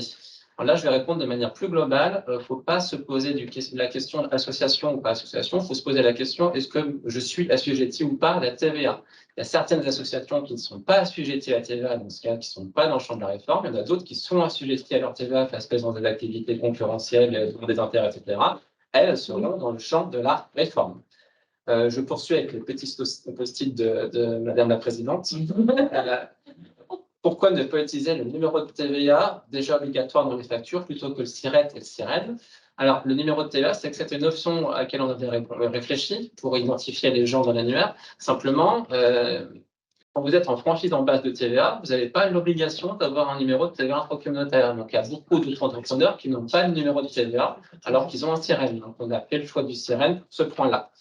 Et enfin, il y a une question sur laquelle on a déjà un petit peu répondu, mais ça vaut le coup de revenir dessus. Lors de la réception de nos factures fournisseurs, qu'allons-nous recevoir? Comment ça va marcher? Est-ce que c'est un document et des données? On le redit, vous aurez toujours un lisible et vous aurez le choix du format de réception. J'ai terminé pour mes post-it, mais il y en a encore beaucoup dans les mains de Madame la Présidente. Donc, non, alors, non, il y en a qui sont moins graves. Oui, alors, pouvons-nous joindre des pièces jointes et des BL avec des envois en EPI ou en API? Vous m'avez répondu. On peut joindre des pièces jointes quel que soit le mode d'émission. Même si vous allez en mode portail, vous pouvez rajouter vos pièces jointes. Il n'y a pas de problème. Bon.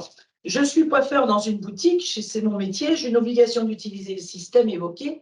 On a bien compris qu'un coiffeur était assujetti à la TVA. Je pense qu'il n'y a pas d'exception chez un coiffeur. Donc, au moins pour les reporting, et de toute façon, chez un coiffeur, vous allez devoir réceptionner votre facture d'électricité, vous allez devoir réceptionner votre facture d'eau. Donc, il est bien évident que vous êtes concerné par la réforme. Là, un syndicat comme la CPME, par exemple, non assujetti à la TVA, continue donc à facturer en PDF? Oui, puisqu'il n'y a pas de TVA dans un syndicat comme la CPME. c'est pratique, vous faites les questions et les réponses en même temps. Je ne veux pas. Alors, on a des questions il y a quelques questions de gens qui nous disent oui, mais moi, je n'ai pas Internet. Donc là, malheureusement, je ne peux pas faire grand-chose. Je me demande comment est-ce qu'il suit ce webinaire. Bon, donc voilà. Se mettre dans un. Peut-être. Ça court. Mais là, Alors, avant de faire ma conclusion, j'ai gardé la meilleure pour la fin. Quid de la compte de la TVA pendant les congés estivaux? On arrive au mois de juillet, au mois d'août, on va tous partir en vacances. Comment on fait? Qu'est-ce qu'on fait pendant les congés? Je vous laisse répondre. Alors, le dispositif actuel, c'est la plupart du temps, on verse une sorte d'acompte de TVA qui correspond à peu près au montant de la facture. J'ai pas de solution pour les congés des entreprises en tant que telles. C'est un sujet qui nous est de temps en temps remonté. Et effectivement, il faudra s'organiser. Par contre, je vous rassure, si jamais vous loupez une échéance, on ne va pas vous tomber dessus du jour au lendemain en vous disant attention, c'est pas grave, il n'y a pas de dispositif. Il y a des dispositifs qui existent si jamais vous loupez des échéances, mais par contre, ça a déjà été évoqué, c'est comme le prélèvement à la source. S'il y a des dispositifs de sanctions ou ce genre de choses suite à des absences de déclaration, ça sera appliqué de manière souple, en tout cas au début de la réforme. Le prélèvement à la source, c'est une réforme qui était d'une ampleur à peu près comparable et qui s'est très bien passée justement parce qu'il y avait beaucoup de souplesse et de concertation avec le monde des entreprises. On va essayer de faire la même chose pour la facturation numérique, donc on ne va pas vous tomber dessus si vous loupez la première échéance au mois d'août parce que vous êtes parti en congé. Voilà. Voilà. Dernière question, nous faisons nos factures chaque jour. Nous ne pourrons donc plus les envoyer quand on le souhaite. Je vous laisse répondre, celle-là. Si, vous pouvez toujours envoyer vos factures au fil de l'eau. De la même façon, en fait, que vous les envoyez papier au fil de l'eau, vous pourrez continuer à faire la même chose, simplement avec les outils de dématérialisation. Il n'y a pas de changement à ce niveau-là. La position d'avoir Les délais, c'est vraiment sur l'e-reporting. C'est les données de transaction, les factures, vous continuez à les envoyer au fil de l'eau. Alors, il me reste 3 minutes et nous aurons débordé d'un quart d'heure. Mais je tenais particulièrement à remercier nos deux intervenants qui sont Mathieu Le Gall et Julien Ferré pour vous avoir accompagnés, nous avoir fait expliquer cette réforme depuis bientôt 2 heures, depuis une bonne heure et demie. Donc, je voulais vraiment vous remercier, messieurs, d'avoir été à nos côtés. On peut vous indiquer que les PowerPoint vous seront transmis à la suite de la réunion. Donc, si vraiment vous ne savez pas quoi faire ce week-end, vous pouvez les apprendre par cœur. On a aussi mis des documents vont être mis dans le chat, donc ce qui permettra aussi d'avoir des informations complémentaires. Après, il est bien évident que la CPME continuera son travail d'information. Nous avons déjà fait ça. Nous allons continuer à faire des webinaires pour informer les adhérents, pour informer les fédérations professionnelles, pour que l'information redescende. C'est pour nous le plus important aujourd'hui, pour vous accompagner dans ce que je dis toujours au gouvernement, qui n'est pas une réforme ou une évolution, mais une révolution. Il faut vraiment, vraiment que chaque entreprise prenne le temps de se demander comment ça va se passer demain et qu'est-ce qu'il faut que je change, bien sûr pour quel coût, mais qu'est-ce qu'il faut que je change dans mon organisation pour demain. Et ça peut être un travail compliqué, mais je pense une nécessité pour passer cette réforme et ce pas. Donc je vous remercie beaucoup.